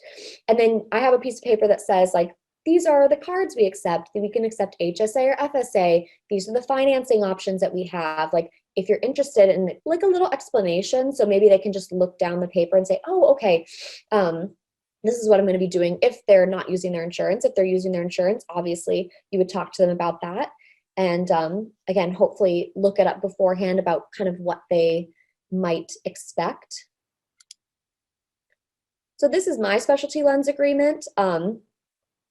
I was going through this for this presentation and realized that I spelled warranty wrong for the last year and a half. So I don't know how that happened, but I did fix it. So my professional, and this is like professional service fee includes the warranty of the lenses, refunds, and then generally you'll throw in something here like exclusions for medical issues unrelated to contact. So if the patient has a retinal detachment and they come in and see you and it's not related to their contacts, it's obviously not going to be in the 90-day follow-up, but just let them know that. And if like my office, you have a big referral network, they probably, like I always say, I'm going to send you back. You were sent by a specialist. I'm going to just send you back to that. If you have any issues with the lenses, obviously call me, but if it's unrelated to the lenses, you can go see your other doctor as well. And you probably would, you wouldn't see me just because you don't want to take that business away from the other doctor.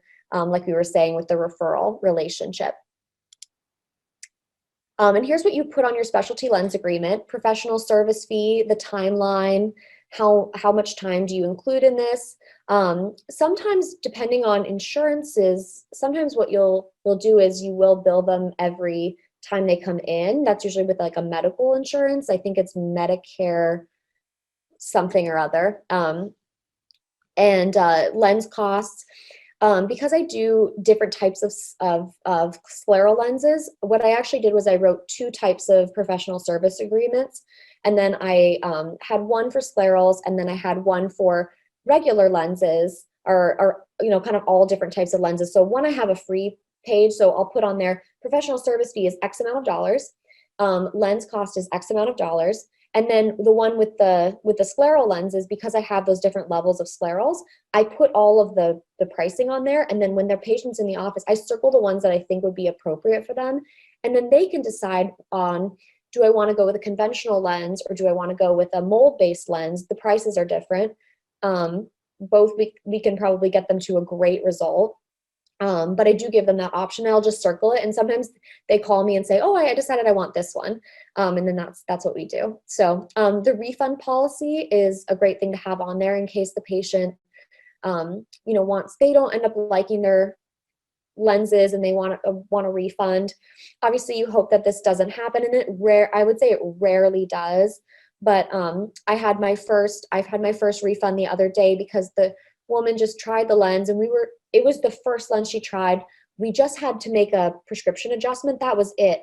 But she said it was giving her headaches, and she had been through so much with her eyes that I think at that point in time, she was really tired. And I said, please just give it one more time. Like, it doesn't cost us anything to just get the other lens. Like, let's just do it. And she was like, I can't. Like, psychologically, she just could not try it again. And so that was fine. She knew the policy. And then get their signature, scan it into your system, etc. And I think we're almost nearing the end. And so what do I do first? First, manual, get everything written down, what types of lenses you offer, cost, what patients would expect, give the document to your staff to read. Again, you can do this on like a weekend, you're in front of the TV, just write it all out really quickly. You can give it to them and adjust later. And then what do you do next? Train your technicians and front staff for the billing portion of it. GPLI has amazing resources for all things coding. Stephanie Wu has amazing billing and coding resources as well. She made a webinar. I mean, I think I watched this like 3 or 4 years ago that I think is really still very relevant. And you can find that it's on there. I think she can probably tell you where it is, but amazing resource. So everything is online for you to help you with this and how to do it correctly so that you have the help that you need. And let the people know, get out there, get it on your website. social media, Instagram, Facebook, Google My Business, super underutilized resource for you, which is really helpful for getting that SEO. And then information in the office, your staff can hand out information to patients. Oh, maybe you try this lens next time. This is the lenses that we offered, so patients can read it. And thank you so much for joining us today. This was really fun. If you have any questions, we'll try to get to as many as possible. But our next event, Stephanie is going to talk about right now, so you can join us for that.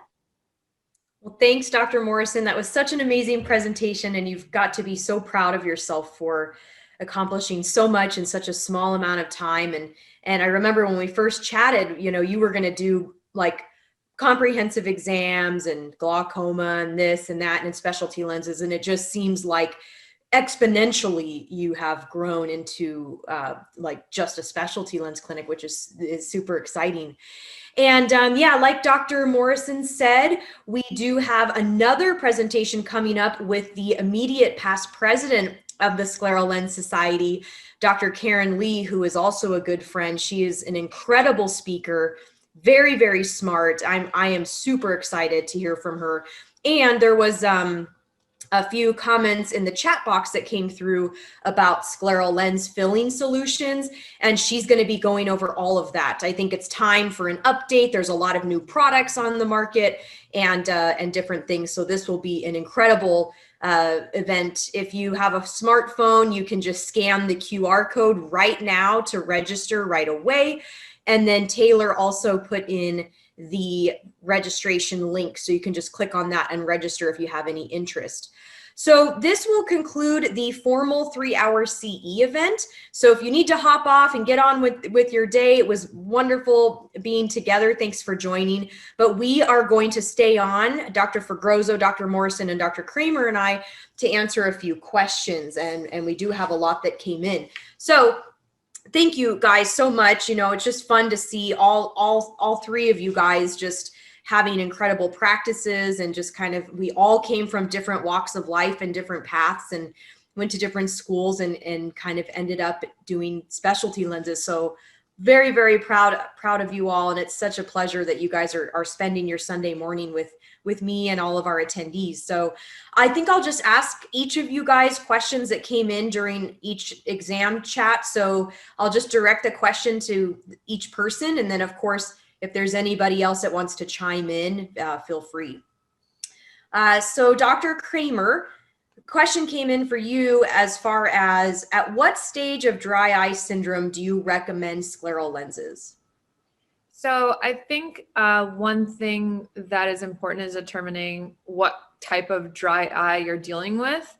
I think that's probably the key in determining the treatment, because the treatment won't be the same depending on, whether it's evaporative, whether it's tear film deficiency, or whether it's a combination.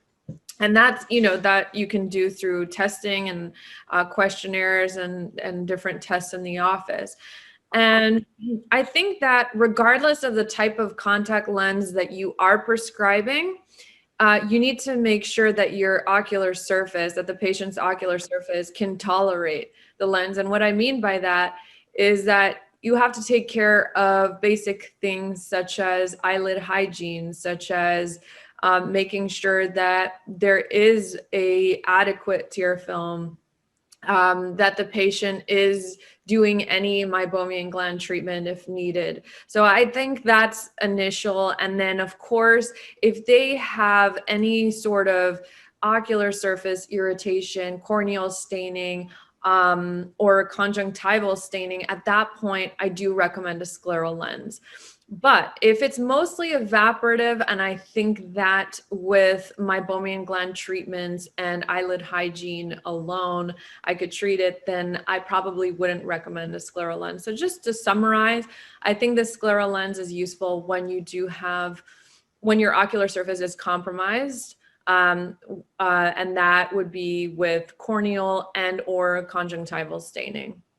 Excellent. Thank you so much. And there's a lot of questions that came in asking to see examples of our contracts, a lot of questions about Dr. Morrison's staff manual, some of our specialty lens agreements. What are we asking the patients to sign? And there's actually a ton of those that are uploaded on the Business of Scleral Lens Facebook page. Taylor, if you can put that link in the chat box right now, I think it's like facebook.com/business of scleral lenses. I think that's what it is. But Taylor, if you can put that in case people wanted to check that out. But that's a great resource because in the files section of that group, there's everything. There's examples of people's contracts, of people's pricing as far as like how to write it out and kind of fill in the blanks and things like that. So that's an excellent resource as well. So there's a lot of questions on that. So I just wanted to make sure to get that out there. Question for Dr. Fregroso. When fitting a lens based off of Ks, what is your method on what lens to start with? So if a patient has a lot of astigmatism, I'll just go to my best fit sphere on my topography, or just use SimKs is how I do it. A lot of times, if it's a normal cornea, you could just look at it and then, based on the Ks, you can design the lens right then and there. Based on keratometry, you could just go half a diopter flat or half a diopter steeper, depending on what you want to look at or what you want the lens to look like. But if you're wanting a best fit spherical corneal GP lens, if you go on your topography and put it on elevation, it will give you the BFS or best fit sphere. Excellent, thank you. And Dr. Morrison, you mentioned in-house financing. What happens when patients blow you off and they don't make their payments anymore? Yeah, that's a great question. It doesn't matter because I charge for my initial consultation fee. That one is non-refundable. And then the remainder, which would be the professional service fees and the cost of lenses, I order lenses when the patient's at 75% payment. And then the patient can come in, we can start the fitting process, but I do not dispense anything until 100% is paid in full. That's a great tip because yeah. I mean, for sure myself, I've been burned where I dispensed the lenses and they were going to pay like a certain amount per month. And then guess what happened? They never paid at all. So I learned really early on in my career to not do that. So that's what I do personally. I know there are some doctors that they'll dispense the lenses once like a certain amount is paid. But for me, I just think, until you have the funds, we can't proceed with dispensing the lenses. And yeah, I think that's a great pearl, Dr. Morrison. Thank you so much. There's a question from somebody that wants to know what EHR all of us uses. So why don't I start with you, Dr. Kramer? Yeah, I use one that is not optometry specific. It's called Practice Fusion. And for a while it was free. So that was great when I was starting my practice out. But then they started charging, and understandably so. But what I really like about it is that there's a lot of free text. And I found personally that a lot of the optometry, and it could have changed over the last few years, but when I was starting out, especially, a lot of the optometry EHR systems were not compatible with the type of work I was doing, which is specialty lenses. Again, it could have evolved, but since I've become so comfortable with Practice Fusion, I've stuck to it. So I just have templates that I use, and it allows me to do a lot of free typing. So I really, really like it a lot. Awesome. What about you, Dr. Fregroso? I use Revolution EHR. We had Crystal to start off with, but since we do a lot of medical and vision plans, what I really like about Revolution EHR is that it incorporates a lot of the history, so that it makes it so that it's difficult to not fill in. So when you're getting audited, everything is already auto-populated in the correct place. It does have a contact lens portion, which is sufficient. We make it work, but I chose this EHR mostly because my practice bills medical and vision plans. Thank you. Dr. Morrison? Dr. Wu and I use the same EHR. I both use iTrust, which is I as in letter I and then trust. And it was newer. I think it just came out maybe a few years ago or something. It works well. You know, you have pluses and minuses to everything, but yeah, I think it works. I think it works relatively well and hasn't given me really too many issues. Great, thank you. For Dr. Kramer, how do you pick a diagnostic fitting set, and how many fitting sets do you need in order to be successful with specialty lenses? Great question. So I have a lot of fitting sets, different ones, but I only really use 2 or 3.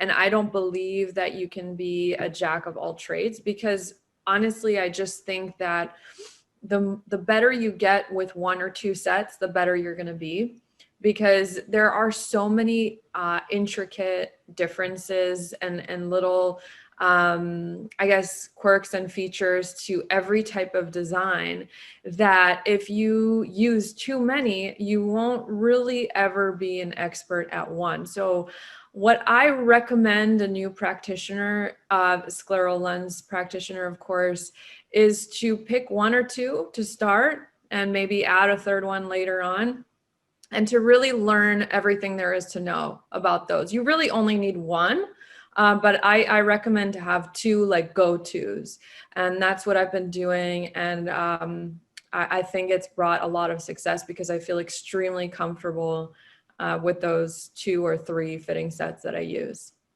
Excellent. I love that advice. I think that a lot of doctors always want to know like how many they should get, and it's really good to get started with one that you could get real comfortable with before you get like 50 different fitting sets. That can become incredibly exhausting. Dr. Fergrozo, what is the average startup cost for a private practice to implement specialty contact lenses? So, that's an interesting question. I think if you really want to start, you don't need all of the fancy tools and gadgets. They're nice to have, but I often actually don't need them to do my diagnostic fitting. I'm a lot like Dr. Kramer, is that I have actually 1, maybe 2 go-to fitting sets. I have a lot of fitting sets, but I only use 1 or 2. And this actually increases efficiency because you learn how to use them quicker. And you learn all the little nuances. Even if you see something that's suboptimally fit, you know exactly how to manipulate the curves, that you don't need to,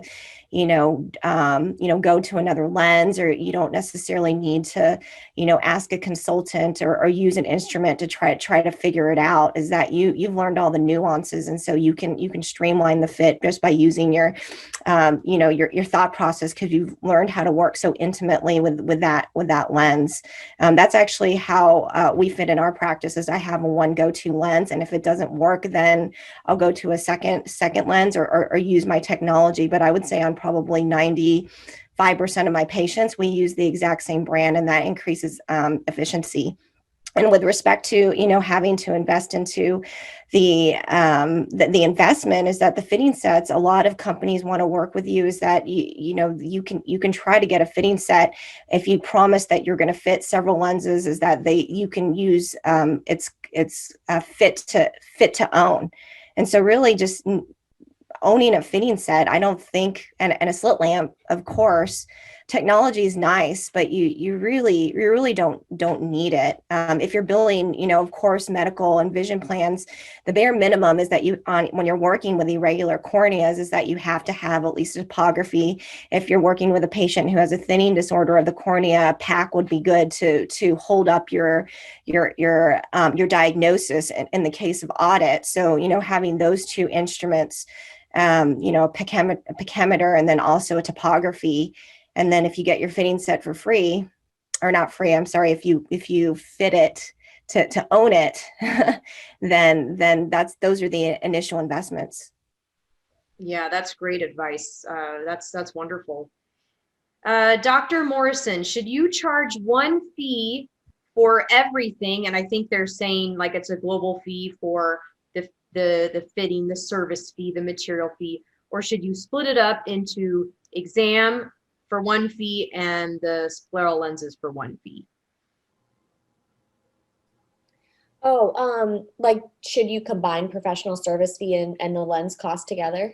I think it sounds like this practitioner is kind of saying like this is just what the fee is for everything, but maybe it's better to split it up into two different sections.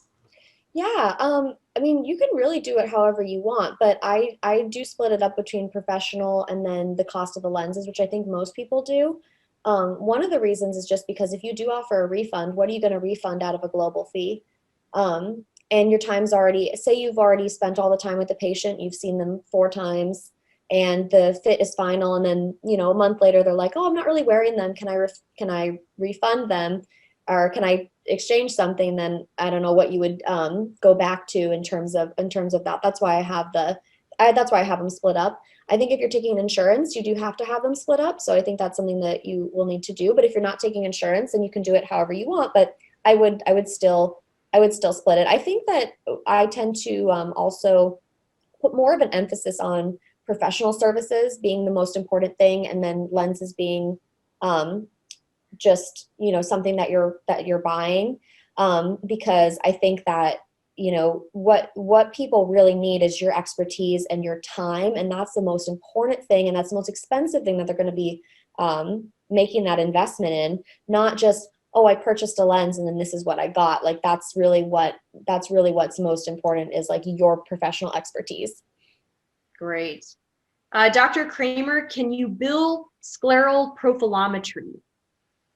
I mean, you can bill it maybe as topography. And I think, yeah, you can definitely export it and show insurance companies that you've done, because it does have corneal elevation as well as scleral elevation topography.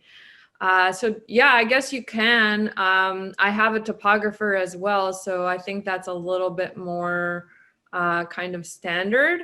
But yeah, you can use a scleral profilometer and bill that. If you're talking about to the patient, that's already incorporated into the out-of-pocket costs when I do you know, a consultation for like a self-pay patient. So it's already kind of built into the consultation fee.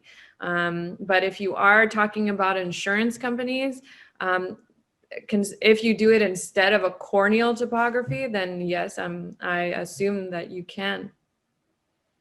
Thank you. And last question, I'd love to hear from all three of you. So I guess I'll start with Dr. Kramer and then we'll work our way down the line. But how do you handle maternity leave? You know, you and Dr. Kramer and Dr. Fregoso both have children, and Dr. Morrison is about to. But since this is something that you only do maybe in your practice, maybe you're the only doctor that does it. So Dr. Kramer, any advice? Well, I'm not exactly the typical person. I actually went back to work like 3 days after giving birth. So, I mean, obviously part-time. I think one of the advantages of having your own practice, and all of us have our own practice, is that you can really make your own schedule. And I think that's a huge advantage. So, you know, if you just want to work in the morning and bang out like 8 patients and then go back and breastfeed, like do that, you know what I mean? I just think that it's up to you as a practice owner. And when you are specialized in contact lenses and you do have your own like sub practice in someone else's practice, or you have your own private practice, like you really have a lot of freedom. I think that It's important to take the time that you need to take care of yourself, to take care of your baby. But I personally am just a person who needs to work, and I made it work. And I think everyone will have their own individual way of doing it. And I don't think there's a right or wrong answer. I just think that the sooner you can get back, the sooner you're going to have kind of a normal life again. So that's what I recommend. Thanks, Dr. Kramer. Dr. Fregoso? Yeah, so when I bought the practice, I was actually 20 weeks pregnant with my daughter Teal, and I took basically the same approach Dr. Kramer did. Is that I had a C-section. I would have gone back to work sooner, but I waited a week and a half, and then I saw patients because I was the only doctor there. We weren't quite as busy when we first started, so Teal was in exam lane 2, and I was seeing patients, in exam lane 1. And I just made it work. And, again, you do what's best for you, but I felt the need to go back to see my patients, and I like working. So I went right back in, even though I was supposed to wait 6 weeks. Amazing. And Dr. Morrison, what are your plans? So like Dr. Fregoso, I'm also having a C-section. It was scheduled a little earlier than I thought I was going to be having my baby. And so I originally had taken 4 weeks that I was just going to close the practice and then come back. And now that I'm having her a little bit earlier, it's going to be about 6 weeks. So I'm just closing my practice. I function pretty independently. I don't have a lot of, I don't have a huge staff to pay or anything like that. So it was really, I could do that. I didn't have like 4 other people working for me. So I'm going to come back in 6 weeks and just start seeing patients again. And if I feel like coming back sooner, then I will. And I have some doctors that I set up to take care of patients if they have emergencies. And I put like a little thing together for my receptionist because she's, still going to be answering phones and answering questions. So yeah, it's hard to find information on what other practice owners have done with their practices. I originally had scheduled to come back within 2 to 3 weeks, and everyone told me I was crazy, but everyone here has obviously done it. So I think it'll be fine. Wow. Well, thank you all for sharing that. That's so interesting, and just goes to show you that just kind of everybody practices their own way. And you guys, you are all so incredibly amazing. And I just wanted to end with a comment that's in the question and answer box that says from Annie. It says, not a question, but OMG, you ladies are amazing. I am so excited to hopefully make some small changes that will lead to a much happier practice. And I feel like that really sums up this series. And I just want to say thanks to Dr. Morrison, Dr. Fregoso, and Dr. Kramer for your efforts in sharing all of this incredible knowledge and expertise with our listeners. Thank you to Taylor for doing all the administration and behind the scenes, everything. Thank you so much for getting all of this approved and for being here today. And of course, thank you to Ursula from Wink for making this production happen. So thank you so much, everybody. We hope to see you at the next event. Please feel free to reach out to us if we didn't answer your questions, and we'll get to them as soon as we can. Thank you so much and have a nice Sunday. Bye. All right. Bye.